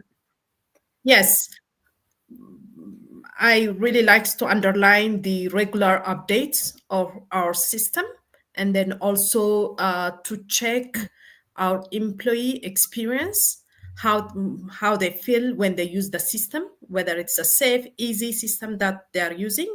So those are the two areas that I would like to add to check while we are checking our current system is up to the standard or whether it's safe. So just to add that. Thank you all so very much. And I will say the most painful thing that a facilitator can say, that we are 3 minutes away from wrapping this panel up, but I feel that we could be here for at least 3 more hours debating this topic. So I do want to dedicate these last minutes to those people in the audience who live the reality of being an HR function of one, and who probably face the narrative filled with assumptions that HR tech creates capacity and capability, just extra arms and legs, and sometimes even brain power.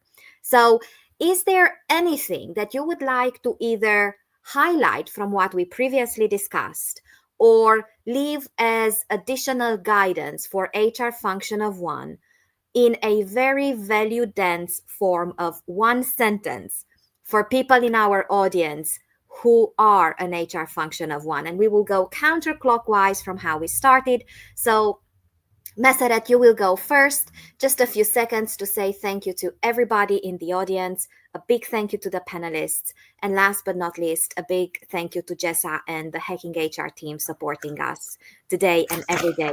So Meseret, your advice for HR functions of one. For HR function of one, my advice will be have a regular compliance check in your checklist. Thank you. A true punchline. Takara, please. Automate early and often. Automate everything that you can. Thank you so very much. So the punchline goes strong. Sandra. I echo what they said, and just lean on your partners within the organization. Make it an interdisciplinary function so that it's not just you going over all of it. Thank you. And books bring us home. Thank you, Minola, and everyone. So in wrapping everything up, own compliance. Own compliance. Because if your HR tech is not preventing the risk, it is creating the risk. So own compliance. Thank you. Thank you all so very much. You made compliance and risk management not just interesting, but also inspiring and energizing. And thank you everyone for being here today. I hope you will attend tomorrow, the third and last day of our summit. And I hope you will attend our events in the future. And until then, well, optimize your HR tech for compliance and risk management. See you around, everyone.